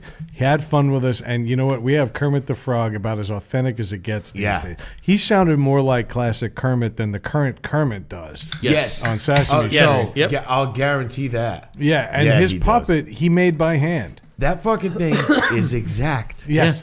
And articulate. Like, he has all the poles and He has everything in the pole- right yeah, place. for the hands. God, this and sounds like everything. your last He did- date. We had him doing the shake. Remember he did the shake? Oh, with his hands. Yeah, like, yeah. Yeah, that was awesome. It was fantastic, but he said the name of our show. And so Yep. that was killer. So we get acknowledged by a Muppet. Yep. and by some other old friends. Another old friend we have to mention before we get into the new friends we made on day 3. Amorable Art. Yes. Yeah, that was another interview that I was really sad about losing. Yeah. Because we've known them 2 years now. Yeah, we've known them 2 years, and we'll definitely contact them again because they're awesome. They've been driving the country with our sticker on the back of their van. Right. Yeah, You know? they've got, I well, guess it's an RV or it's an something. RV. It's an but RV. they basically live at these cons. And last year, they actually donated a piece for us for when we did the raffle. Yes. And it was a gorgeous, I think it was a TIE fighter. Yeah. Right? Gorgeous piece of artwork. And basically, it's a woman and her husband. And the husband's the artist. And she's kind of like the mouthpiece. And we interviewed her last year. Yeah. We got him this year. We got to talk to him. And you realize that, we're really into his stuff. Yeah. And, I mean, this is a fine artist. And he realized that he was particularly good at taking his style and applying it to a lot of the images that Comic-Con people would be into. Yes. Star Trek things, Star Wars things, Harry Potter things. And things that he said he was Yeah. interested in. That was one of the things that caught me. This is my first time meeting him. And we were talking, and he was talking about space stuff and like Russian cosmonauts and how that. And I made a joke while we were talking to him about Russian cosmonauts coming back into the atmosphere. I'm like, why don't you just paint like a helmet full of ash? Yeah, right. yeah, But the cool thing was, like, he laughed and he joked. He gets it. Yeah. Before the Comic-Con ended, he came back to the booth and he gave me a print, like a piece he had done. It was a Russian cosmonaut silhouette with a skeleton coming out of it. That I hadn't even that's known about. He fucking came. incredible. I have a picture of it. I'll post it to Instagram for everybody. But he came back and gave it. He said, "You're the only one that doesn't have some of my art here." And I actually just framed it and hung it up in the house today. Nice. I've got his X-Wing It's- on the wall in my office. Yeah. I mean, just gorgeous work. Yeah, it was I have cool. the TIE Like, fighter. yeah, it was the coolest that thing. Like is after I awesome. made the joke, he remembered it and went back and said, "I actually have something." He's Really cool. He's an unbelievable artist. And then when he's telling us, like, his background was, I mean, we're going to call him again. We're going to get in touch with all of these people. Yeah. because we Well, gotta on the do way this. out, she grabbed me. His wife grabbed me and said, "When is this going to be live?" And I said, "Probably Thursday." Giving you a Yeah. little bit of time to organize everything. Wrong. Well, technically, we're recording on Thursday, and that interview will never see the light of day. We're going to do a longer, better one. No, we're going to do a better one. We're going to get him. I want to contact, when they got some time, and contact him and we'll do an interview with him. He was awesome. Yeah. He was such a great guy. And then it was so interesting to hear his progression through being a guy who was in marketing. Right. And an art, he was always an artist, but like he was doing marketing and he was doing this stuff. And then he said, "You know what? I'm going to combine these two things," because he was in marketing before Photoshop Yeah. Oh, yeah. and all this stuff when he was cutting and pasting these things and creating all this stuff. And he said, "I'm going to do this and make shit that I like." And that's what he did. And he's Yeah. and from what I can gather, extremely successful. They're running the Comic-Con circuit as well as other conventions throughout Yep. the country. I mean, I give them credit. That's not an easy life, but they No. believe in what they do, and God bless them for it. They're friends of ours. Again, that's Amorable Art, AMOURABLE art.com. Yes. Go check them out. Buy their stuff. Yeah, because they got incredible shit.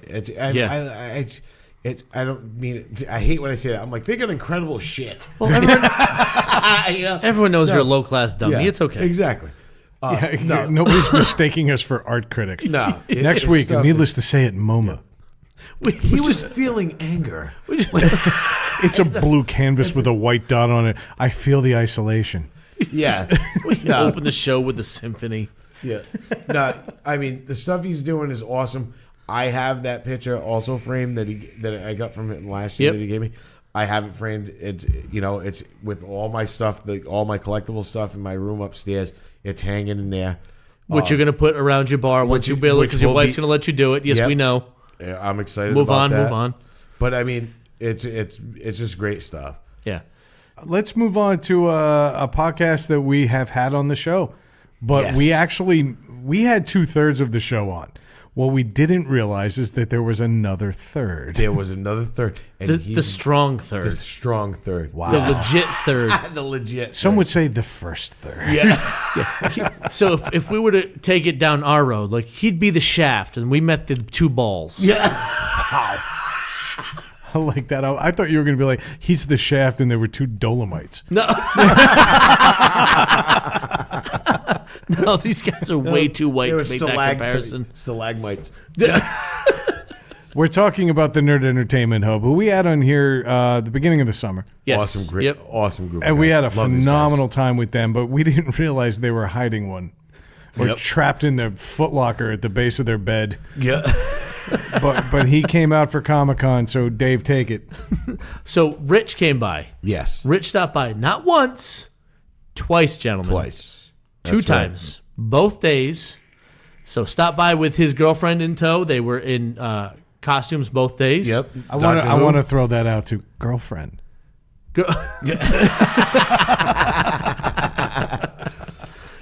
Yeah, they were Doctor Who characters. That's right. And the day before they were Pugsley and Wednesday. Pugsley and Wednesday. Yep. Yeah, but no, Rich stopped by and hung out for a bit. And it was weird because he looks like my cousin Jonathan. He does look like Jonathan. He does. Yeah, I was hoping Jonathan was around when he stopped by because it was a little weird. He was taller and more nourished. Yeah. But overall, yeah, I see the resemblance. Yep. Yeah, he's had more to eat than yogurt on the expiration date. And the cool thing was actually the personality. Yeah. He had one. He had one. Yeah, that was cool. No, I'm just kidding, Jonathan. He didn't come trudging dog shit over to our table either. Sorry, Ryan. Not really. But no, Rich stopped by and he wanted to hang out. He made it a point because he said he wasn't able to get down here when they came down to record. But he stopped by the booth, hung out for a while, recorded with us for a little bit. Yep. And then came back the next day to visit again because they were there all weekend, which was really cool. It was awesome. Yeah, it was a lot of fun. No, he's a great guy. I hope that when we do it again, he's there. We get everybody. Yeah. We get everybody. You know. Well, I mean, it's going to be him and Josh and what was the guy's name? Brian, Bill, Paul, Brian, Lackey, Kevin, Horatio. Horatio Shaw. the nerd that.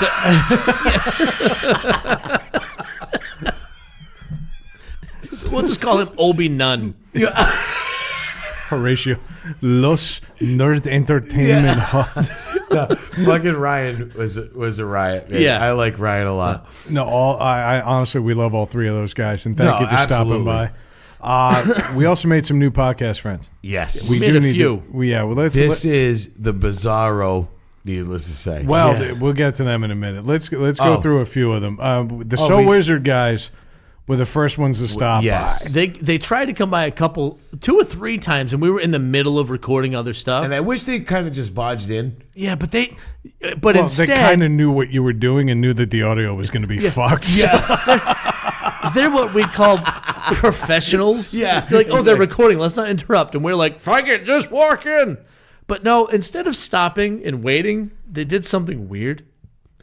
As they walked by, they did that old 1986 roller skate rink trick where high fives. They gave us high fives on the way by, like we were a bunch of dudes around the outside and they were like the chicks skating by trying to tease us. Well, So Wizard is actually a 100% dedicated roller derby podcast. They record on rink, if I'm not mistaken. That's right. Yeah. They met all of their girlfriends during the couples dance on the rink, and not in that weird middle section where they put the beginners with the carpet. So Wizard guys were phenomenal. They were extremely awesome. patient. We were talking with them on Twitter all weekend. Yes. Guys, please come back. Please come back. Please And come every back. time they came back, we were fucking doing something or fuck. Yeah. And it You know was- what? I think that's a good problem to have. Yeah. Right. If they come by and they see that we're a podcast that continues to record and talk to people, then clearly we're a podcast worth visiting. And they finally came back and we got them on the air. And yeah, they gave us the awkward high five Princess Diana wave on the way by. But I think everything about them is awesome. We're looking forward to doing a mutual show with them. Yeah, as we're well. we're gonna do a crossover show with those guys too because they're a great group of guys. Oh, yeah, absolutely. They were fun to talk to and sit down and just exactly. bullshit with for a little bit. Yeah. Yep. And I think that's what's fun for me about what we do is we each the three of us enjoy a lot of different things, and we can talk. I don't want to say we can't get as in depth as some of these other guys that specialize in stuff, but we can carry an intelligent conversation. Yeah, because we enjoy that stuff. I enjoy a ton of stuff like comic books, movies, this, that. Yeah. Some of these guys focus on those things more. Right. I don't I can't. As much as I love comic books, I'm not going to be like, oh, X-Men 157. I mean, there's certain one of the key issues, things like that, you know. But there's guys that, if you say that to them, they're like, oh, that's the one with such and such, you know. Yeah. And that's incredible to me, you know. But they're focused on that and they do that. I'm kind of all over the place. I have so many different interests, and that's the thing is we're more high level.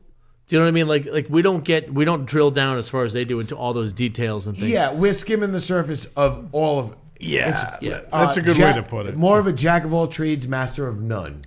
Sure. There has never been a better way to describe us. Yeah. Yeah. You know what I mean? Masturbators of none. Jacked all trades. Yeah. Jack of all trades, master of none. And you know what? We're interested in everything, but... And that's why those shows are fun. Yes. Because then we get to bring out our inner nerd. We can nerd out for a while. Yeah. Or, if we get a sports guy in here, or we get EJ in here and we talk comedy. And we can dive deeper into those subjects, but we try to be, like Dave said, like top level. We skim the surface, but we're not really getting too deep into it because we want to do what we do. Yeah. But I think it's great when we get to nerd out. The So Wizard guys, I have not listened to their show yet. The whole audio issue has been fucking, but I got a bunch loaded up. Yeah, we haven't had time to really get into anyone else's stuff because we've been dealing with our own shit. Wait, we had audio problems? Yeah. I've been sending audio to everybody. No, I haven't. Everyone's been listening to 60 minutes of silence so far. I got a few episodes loaded up. I haven't listened to them. I just been, when this hit me, it was like, fuck. Yeah. It just derailed the whole week. Yeah. So it's been. I won't lie. I didn't want to record tonight. No, I know. I was deflated tonight, but I'm glad to be back in here with you guys. You know what? It wasn't a lost weekend. No, and the not guys at all. from the So Wizard podcast are kind of the reason why. Because even though we didn't get the audio with them, we did have time to meet them. Yeah. And that's really what this was all about. It wasn't a lost weekend. It was a lost audio. Yeah, that's all it was. And we'll get in touch with them and we'll do something. If we were having a business meeting right now, we'd be like, all right, so we took a hit here in the audio, but we got all these gains here. And we're talking about all these other contacts we've made. We met this guy Chad that runs the NASCAR podcast. Yes. Up in Massachusetts. In fact, it's Thursday. We're recording. He's recording now live. Yeah. He does his show live from a bar in Massachusetts about NASCAR every week. Yeah. Now, there are northern rednecks out there. Dude, there are. We've all been to Maine. Yes. No. But Western Massachusetts, honestly, NASCAR's big. Shit, the town I grew up in has a racetrack, the Seekonk Speedway. Been there since I was a kid. No, it's still going. It is. I want to say NASCAR is one of the most popular spectator sports. It is in the the country. number one spectator sport in America. It's right. So because it's not that big in New England, doesn't mean it's not big. Let me tell you something. I never really got it.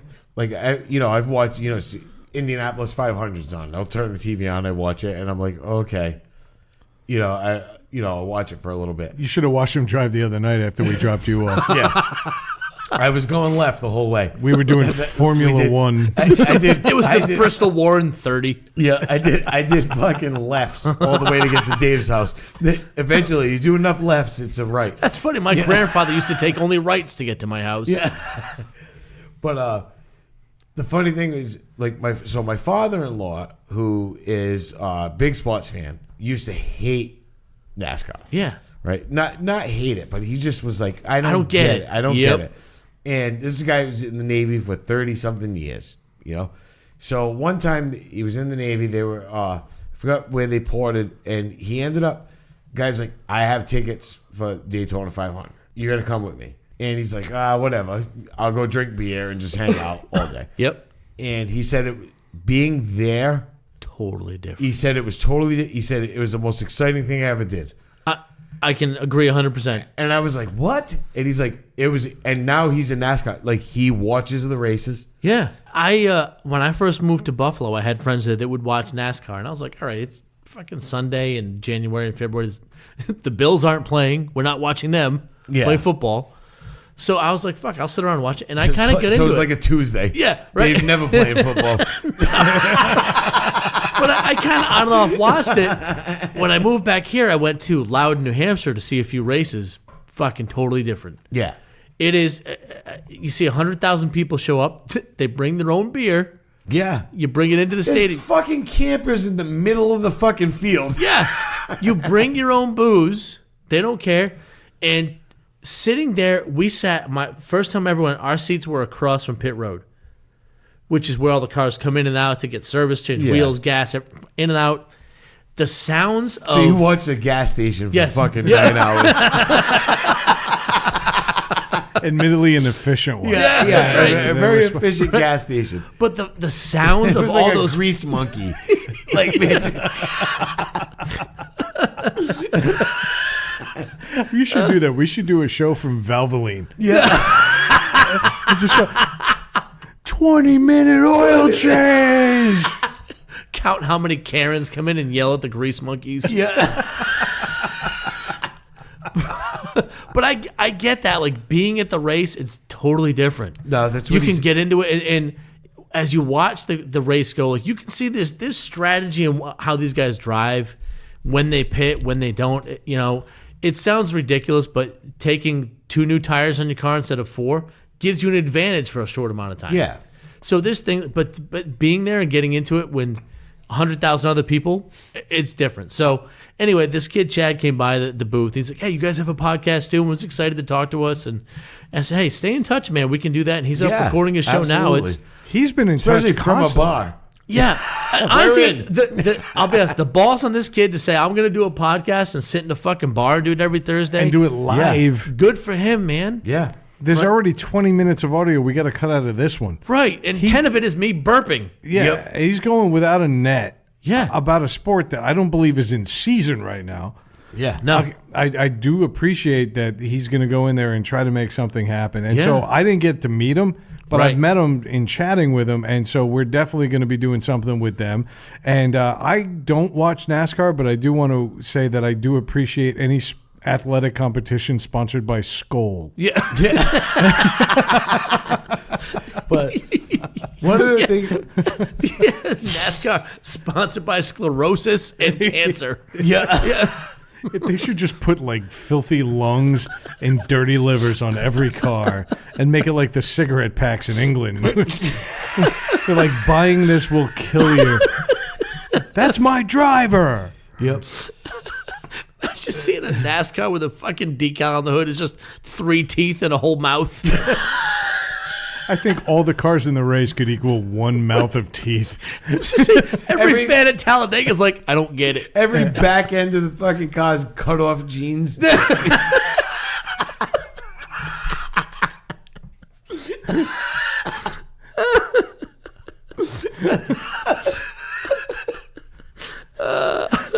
Chad will be at the bar soon. Yeah, every pit stop they hand you food stamps and move around. No, every pit stop you have to rob them. Just pull up and steal a bunch of Twizzlers. That would be so much better. Change my tires at gunpoint. Every pit stop, the driver hops out and just snags a bunch of Slim Jims and jumps back in the car.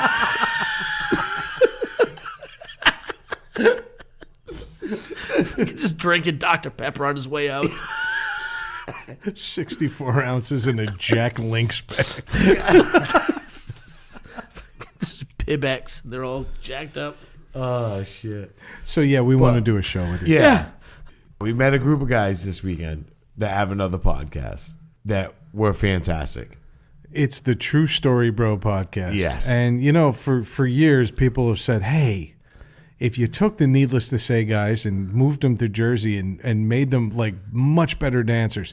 Yeah. what would it be? And that would be the True Story Bro podcast. I was fortunate enough to be the only guy at the booth because we promised we weren't going to do that, and we did. And we did. Yeah, Oh, like yeah. a bastard. By the way, because our audio got jacked, you didn't hear it. In the middle of the day, Saturday, I recorded a 20-minute bit by myself, just trashing you two for constantly leaving me at the table. Well, if we smelled like you would have left. Yeah, too. well, anyway.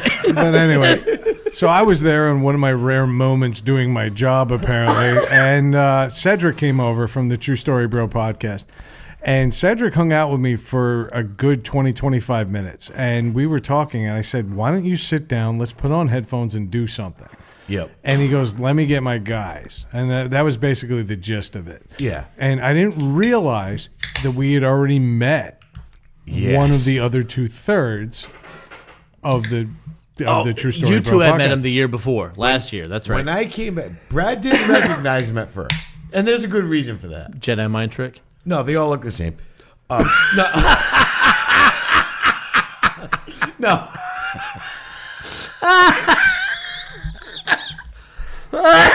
No, they all wear the robes and stuff. The Jedi. Yeah. And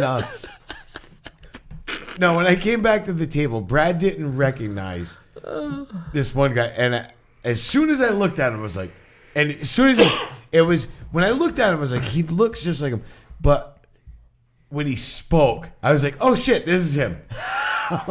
You know, It's hard to tell who somebody is when they're out of their Jedi best. Right. Yes. The first time you met him, he was in his cosplay he costume. was dressed as a Jedi, He was like an Obi-Wan. and he gave us some of the best audio of last year, and it was hilarious.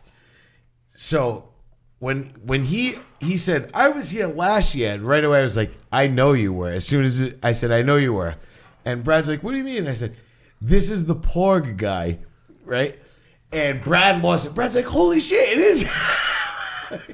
He showed up in a flannel T-shirt and jeans, and I'm like, well, last year we met you, and you were ranting and raving about the fact that the Star Wars universe is obscenely racist. Yes. Yep. And he talked about the porgs are basically fried chicken. Chewbacca ate one. Yep. And he just went All on. the black people come from one planet. Which apparently is the story. I don't know. I didn't read all the books because there's thousands of them, but he just owned it last year. He owned our boot. We were in tears last year. Fucking dying laughing. So we find out. We said, he could be on our show.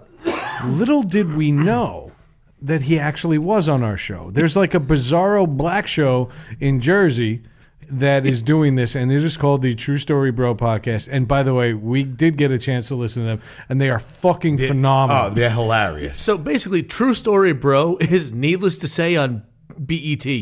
Nice. Yeah, there you go. Pretty much what it is. That's what it is. NTSBET. Yeah. And the best is one of them has a great name. His name's Craig.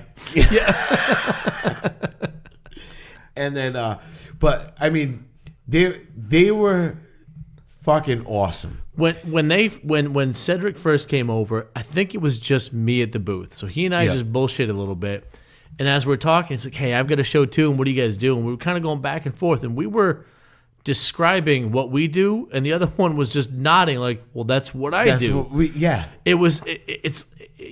kind of We like even said that. We said, remember when we had a great idea for a show and we thought it was all original and everything? Oh, how wrong we were. if I hate to use the phrase, but I'm like, they can kind of be our brother show. Yeah.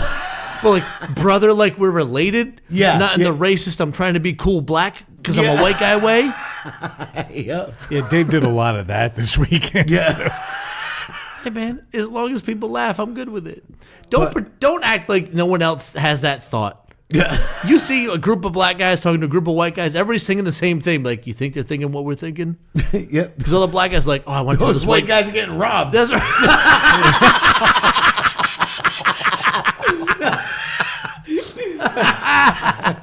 I can't wait till they promote us as the Dead Cracker podcast. That's coming. You know that. No, honestly, all joking aside, I've never met three kindred spirits. Exactly. And they are us Yeah, in It was Jersey. and fucking such an awesome fucking group of guys, man. They're so much fun. Yeah. And it was just it was awesome talking to them. I wish we had that audio because it was hilarious. Yeah. They have some of it. They recorded some of it on their page. Yeah. But they recorded it in video. So the audio is a lot better. You mean existent? Yeah, exactly. And we had a lot of fun with them. Yeah. And I could see a lot of fun happening moving forward. They rip things and bust balls the way we do on a lot of similar topics. Yes. They get a little deeper into some of the nerdy stuff. They do. But we have been guilty of doing 25, 30 minutes on Marvel movies. Right. Yeah. It's a similar approach. They just have a more focused target sometimes. Yeah, I don't think they dive deep into like the stupid headlines like we do. No. But we got to be different. That's what makes the world go round, right? And that's how they rip. But you know what? It was so ironic. I was coming back from meeting Scott Ian from Anthrax, and then I came back and we brought the noise. Yep. So That was a good combo.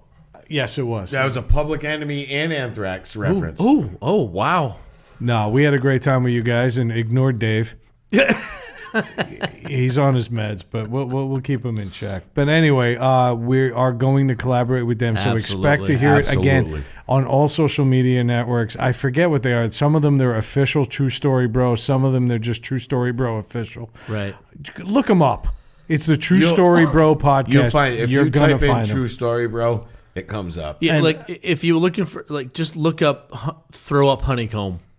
Yep. Throw up Honeycomb. Yes. Talking about the original Fantastic Four movie. I actually went and looked it up. I did too. And watched it, and I was fucking crying laughing.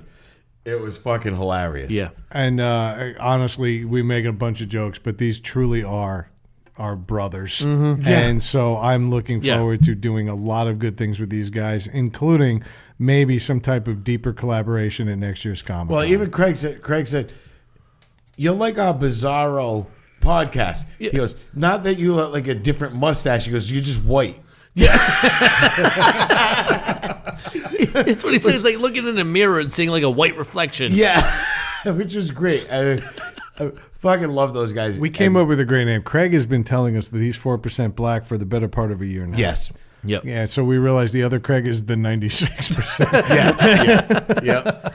No, these guys, they already came up with a name for our collaborative episode. It's Mirror Mirror. Yep. Yep. Which is perfect. And it's spot on. It's spot on.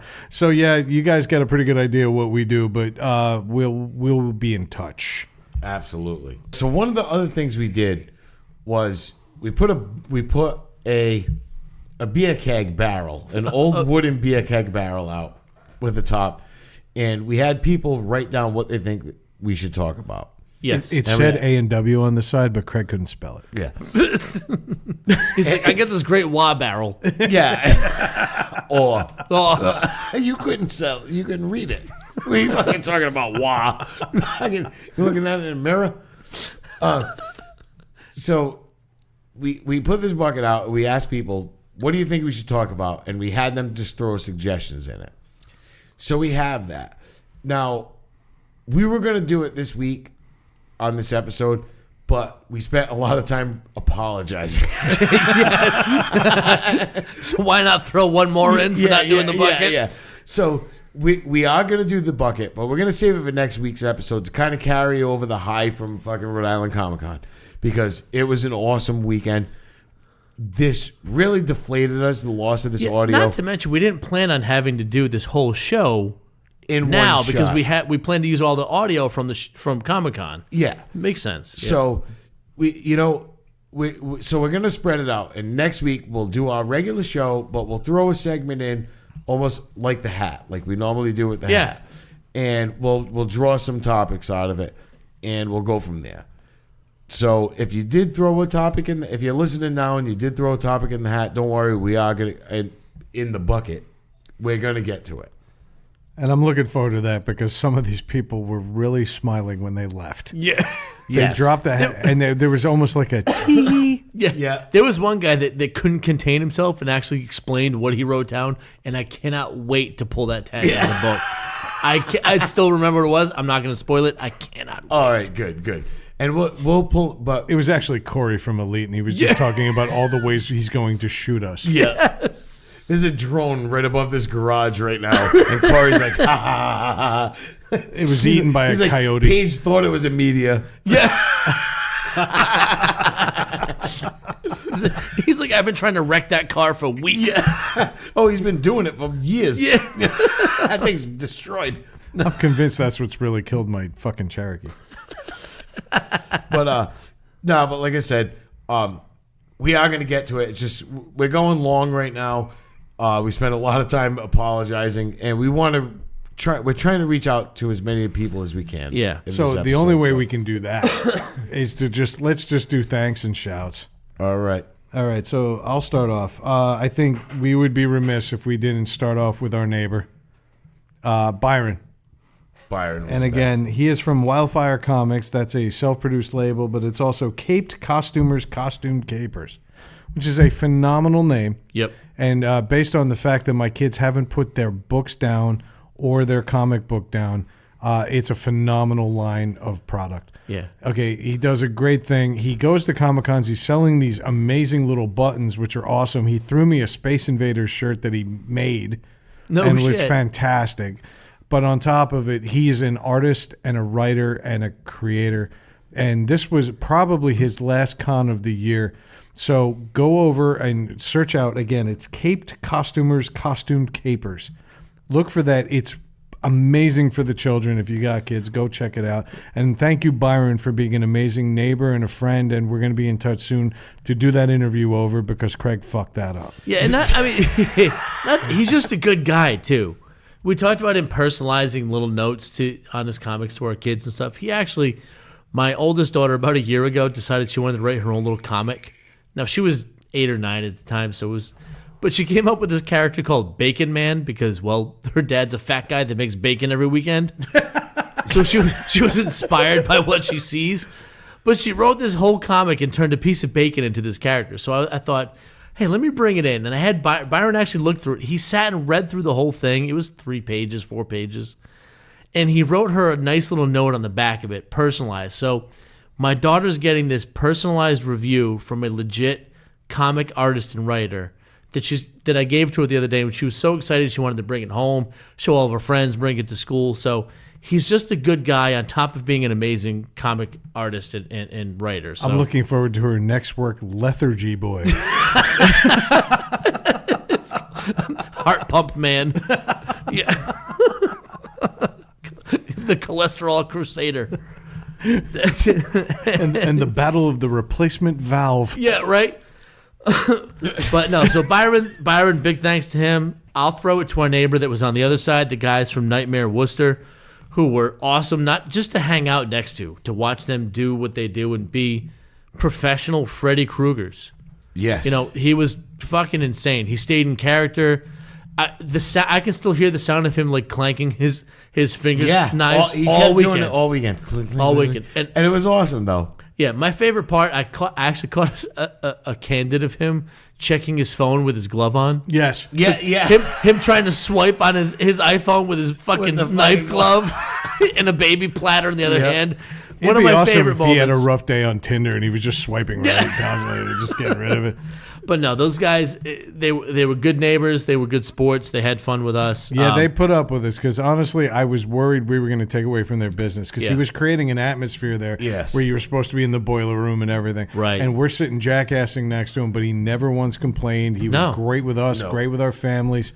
And so he gave Ethan a print. He did a whole bunch of things. And Yep. so we thank them for that. If you are throwing a party, go check out Nightmare Worcester. He's going to come and he's going to bring it hard. Yep. And while we were talking just now, I gotta. While we were talking, While Brad and I were talking, you were doing something else. What was it? it was just it was an Instagram post from NASCAR. Oh, no shit. They just finished recording a double episode and said they shouted us out in both. Nice. So that was good timing. I said I I'm texted so back and glad said, we made fun of NASCAR for 20 years. that's what I said. I just said we just got through talking. We're recording right now. We just got through talking about you, and we'll have to shout you out again a second time. Perfect. And here, mascot. These guys are awesome. Honestly, I want to head up one night, just hang out at the bar. I want to go and sit. Yeah, See how he does it. And sit I'm there. I don't even impressed. care if we get on the air. I just feel like we should go hang out and meet them and just be a part Have of a it. couple of beers and hang out and be Good like, with so that. they're going to go left, right? I'm going to be complaining. Where's the Truly Seltzer car? Yeah. How come this isn't brought to you by That's it. Bartles and James? Can you see it hanging out? Where's this blinker? Like, Mash hole. nah. Awesome, guys. Thank you. That's cool. I also want to throw it out again. We can't thank them enough. 2 years running, Amourable Art, AMOURABLE art.com. If you don't buy it, you're wrong. Okay, just go check them out. They're fantastic people and talented people, and they're traveling the country to expose their art to people. And I highly recommend, if you're not in the area, go check it out at a con near you. There's a good chance they're there. Corey and Paige There you go. from Elite Indoor Gun Range. Thanks for the laughs. Thanks for a great weekend. And Duck. And Duck. Yes, Duck. I'm not talking about the meters. I'm talking about anybody driving next to her. That door is being held precariously on by layers of duct tape. If you find yourself driving around Rhode Island next to a little white sedan and you think to yourself, I don't remember there being a demolition derby at the Speedway this weekend. There wasn't. Pull over and let her go. Let her go. What's ironic is that she has to get into her car like Bo and Luke do. You know what? But also, you know, we bust her balls. Extremely impressive that she is a gun instructor. Yes, yeah. On Worth s- worth on mentioning. s- Worth mentioning. No, you On pronounce it wrong. several- It's terrifying. It's on several weapons. She's actually the youngest female gun instructor. As far as she is right now, she has like one more certification where she will be the only female gun Oh, no instructor kidding. to be able to teach so many different things Right. at such a young age. That's incredible. Yeah, and I'll It's be impressive. honest. When we first met her, we were talking about the booth, and I was like, "You guys need like a target that you've shot to hang up here." She's like, "Oh, I have one," and she pulled out. It was probably a 11 by 17, like a smaller target. Yeah. And all the It's got holes. one fucking hole in it. No, and like, just- but they were all like center mass. I'm like, Yeah. "Oh, what'd you do with that with a 22?" She laughed because that's a 45, and I was like, "Oh shit." yeah. I was like, "I'm Dave. I'll buy you whatever you want this weekend. Don't Yeah. get mad." Like, but no, like it was No. legit. Like, She's. I love the irony, though, that every time she tried to come through the curtain, she missed the opening. driving, shooting, very different that's, skills. It's an impressive accomplishment. That's awesome for her. Pretty sure we'll see her up there. We're gonna go shoot. I'm pretty sure she's outside the garage right now. We would have heard that car just banging down the street. You would have heard it hit your garage door. Yeah. And then keep going. Yeah. It's like I that killed person all the that... guys needless to say by accident. I didn't know there were asteroids in war in Rhode Island.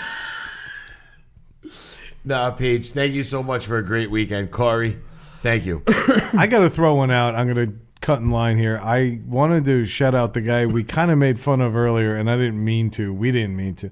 Jeffrey Mahmood from Oh, WFM Toys. Oh. He came over, and he just had the unfortunate timing of being there the same time Fake Kiss was there. That's Yeah. right. But he came by. He actually started a toy store to honor his deceased father. He basically Yes. brought his basement of toys. Is Yeah. what he did. And he's Yeah. selling them at a very reasonable cost at these conventions. He's also, believe it or not, one of the lead chefs over at Bonehead's Wing Bar in Warwick. When he Rhode said Island. that, I'll be honest, I got like a little quarter But chub. you know, he drives an hour from Connecticut just to be at fucking Wing Bar. Really? Yeah, he does, and he's doing. He was an amazing kid. When he was such a cool, like laid back kid. such a great guy, so happy and like, I mean, the smile on his face. He's like telling us about the stuff he had and where it came from with his father and his brother's collection, and I thought it was awesome. That whole thing was awesome. They actually, I went over to buy some stuff from him because I knew I had to. Yeah. And I wanted to. And I went over there and he showed me an article, and his father actually turned their family room into a complete and identical replica of the deck of the Starship Enterprise. Yes. And he did. And he said my room wasn't done yet when we moved into this house, but the Enterprise was complete. and Jeffrey was a really cool guy about that. He told me the whole story. Every toy I picked up, every toy I looked at when I had held a up, story. had a story behind it. Yeah. And he's selling it. Yeah. And he's got a phenomenal eBay store, and that again is WFM Toys and Games. Yeah. But I got to tell you, I almost felt bad buying it because I felt like I was buying his Like you were memories. taking away. But yeah. you know what? Like he brought a whole box of stuff over to our table just to show Brad because he knew Brad enjoyed. Like he enjoyed doing something that he knew Brad enjoyed. You know what I mean? Like it made him happy to bring stuff over so Brad could enjoy it. Like that was the thing. He came over to the table on Sunday, quick, to show us two things, and was couple like, of "These aren't videos. for sale." Yeah. But he showed them to me. Yeah, Yeah. and he's like, I bring them to show people to let them know what we've got. They Yes. actually were for sale, but they were very high-priced items. No, he had two items that he brought to you, and he said they weren't for sale. Oh, did he? Yeah. No, all right. I was drinking. Yeah. No, he said they weren't. He was like, these I'm keeping, but he wanted to show you. Yeah. Again. When he showed up at the table with the belt, it was a little toy foam belt.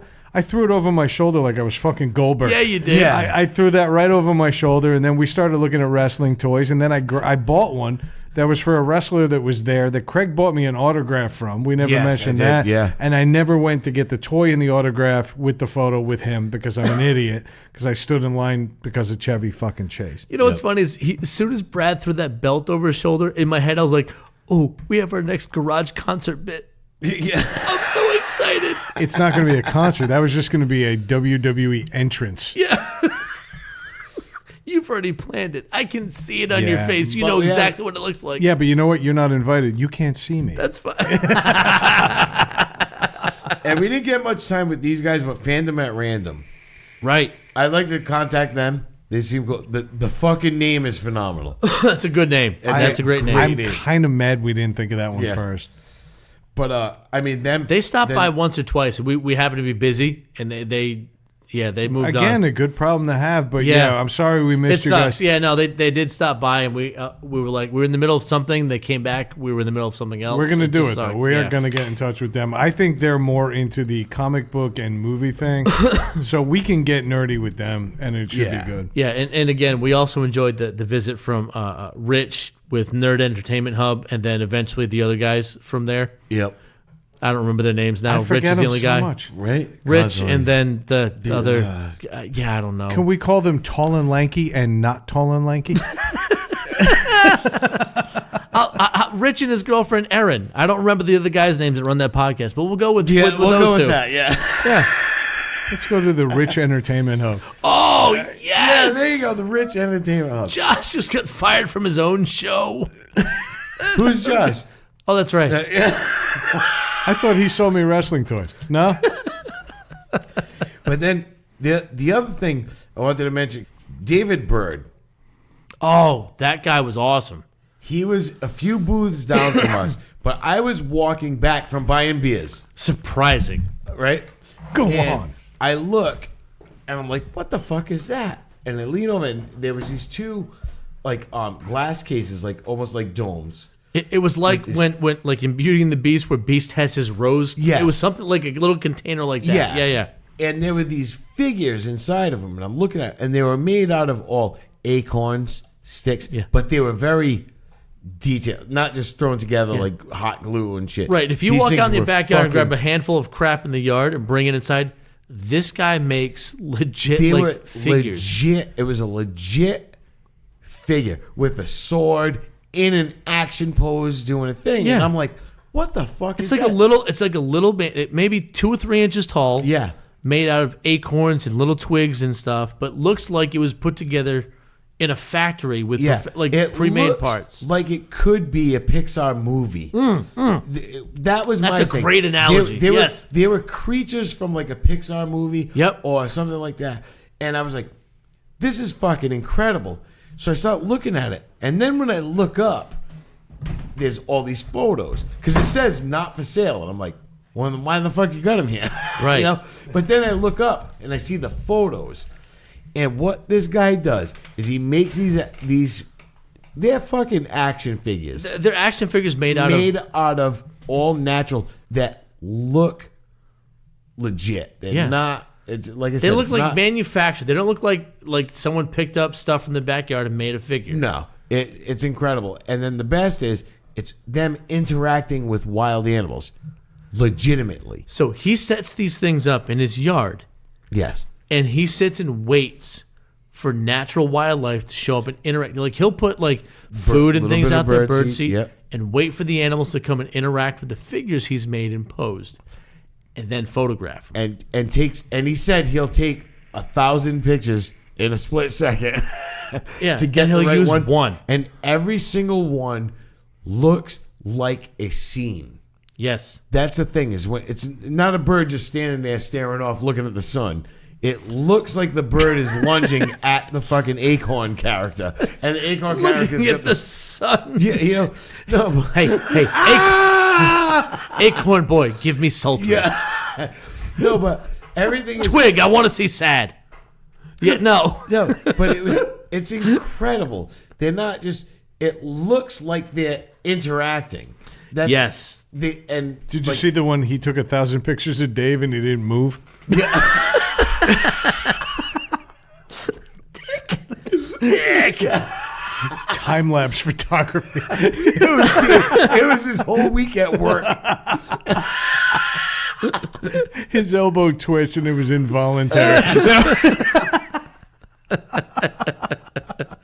I apologize, David Bird. I actually stopped by that booth. And I went it's back. mind-blowing. I immediately went to the table and said, "You got to go look at that."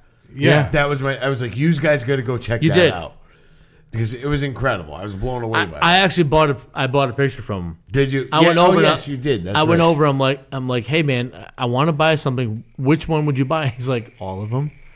And I said, all right, tell you what, you show me your favorite 3 and I'll pick one. And they did Yeah, that. yeah. And I framed it and hung it up. And what was cool was he came over and talked to us. And that's in audio that Craig fucked up and you'll never hear. But it's he was explaining. It's like he explained where it came from. And he said he was at his mother's house helping her clean up. And he was like sweeping the driveway. Yeah. And he happened to look down and just see all the little twigs and acorns. And it kind of caught him like, He worked for oh, Lego. shit. Right. So he looked at these little pieces of stuff in the yard and he's like, oh shit, I can do something with that. And he did. And it's fucking amazing. And It's kind of like our amazing. story. You know, it's all how we all create our own art. And that's what we do here. Is that what you're calling this? But and there's well, not after Craig fucked it up. Fuck you! I didn't fuck it up. Wrong. There's a bunch of other people. We'll get to everybody, and we're gonna contact these people. We're gonna make up for this lost audio. Yeah. It's gonna happen. We do have some quick shouts, though. Can we get some quick shouts in? Yeah. All right. I want to thank the guy from the New England soccer team that stared at me in the men's room via the mirror. Wearing a fox costume. There is nothing more disconcerting than having your dick in your hand, zipping up, going to wash your hands, and then seeing a giant fox staring at you in the mirror. Then he proceeded to disrobe from this fox costume, come and see us at our table, and goes, I'm the guy who was staring at you in the mirror. That is not a normal way to meet somebody, but he turned out to be a really cool kid. Yep. He was Yes. representing New England's got a professional soccer team. I forget the name. I spoke with him. And Nice kid. Yeah, He came was by a awesome. few times. He was anytime. It seemed like anytime he was on break, he was over by the table. Yeah, he was hanging awesome. out. Yeah, he was a Great good kid. And let's again thank George, our new friend, who showed up and did an amazing reading of Lou Ferrigno's Yes, he did. audio motivational book on tape. Yes. Yep, absolutely. Yeah. Thanks, Christy. Yeah, Yeah, Christy, yeah. that was the best episode you ever provided us. Yeah.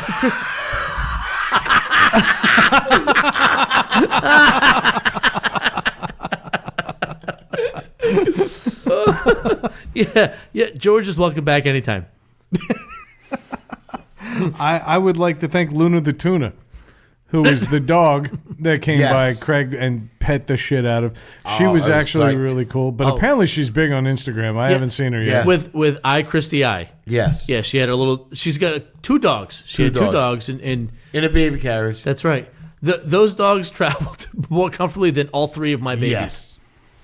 All 3 of them. All 3 of my kids were in worse conditions than those 3 dogs. But she does something that's awesome. She brings them to comfort people, Yeah. and so you know what I Yep. mean. Like they're I guess I support animals. Emotional support dogs. Yeah, emotional. But I was emotionally supported. As soon as I saw them, like, fuck, I don't give a shit what's going on. I'm going to go pet these 2 dogs right now. They were cute as shit, and they were awesome. Yeah, so she does that, and it's pretty cool. I'd like to thank the Rhode Island Convention Center bar staff. Yes. Because we kept them busy. Yes, you're welcome for the $380 in tips we gave you over the course of 3 days. Yeah. You've earned every penny of it. Thank you for did. letting us be us, and thank you for not realizing that we're a bunch of drunk assholes. Same goes out to everybody at Pizzeria Uno at the Providence Place Mall. They had every reason to kick us out because we were filming everything and everybody in there.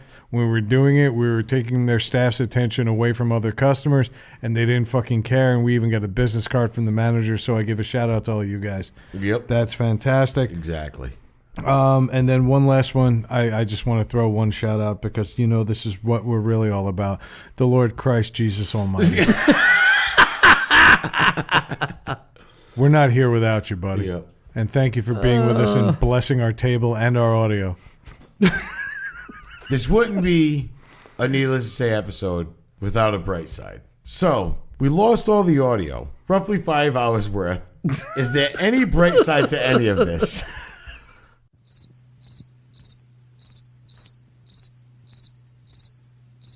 Well, yeah, that definitely was a bright side. Best thing we did all weekend. At least we're consistent. Yeah. Let's do some housekeeping. Hold on a second. Yeah. And if you didn't catch that, what I was saying is go buy our shit. You want to go over to represent.com/store/NTS podcast. We are going to have some things coming out. I did, believe it or not, get permission to use the Rhode Island Comic-Con logo. Nice. This is actually a thing we can do. So months and months after the show happened, we'll be happy to put something out in mid-January. It's going to be fantastic. Now, we made a lot of friends. We did a lot of cool things, and we're going to do a lot of other things. I think a Bizarro NTS t-shirt is definitely in the cards. It has to be a white shirt, right? We're going to do white on black. Also, check us out on social media, on Twitter at NTS_podcast, on Facebook at NTS_podcast, and definitely on Instagram, where we've arguably been the most active and the most productive, at all lowercase needless to say podcast. We've been having a lot of fun with the new friends we've made, and I'm excited. Social media was never a big push for me.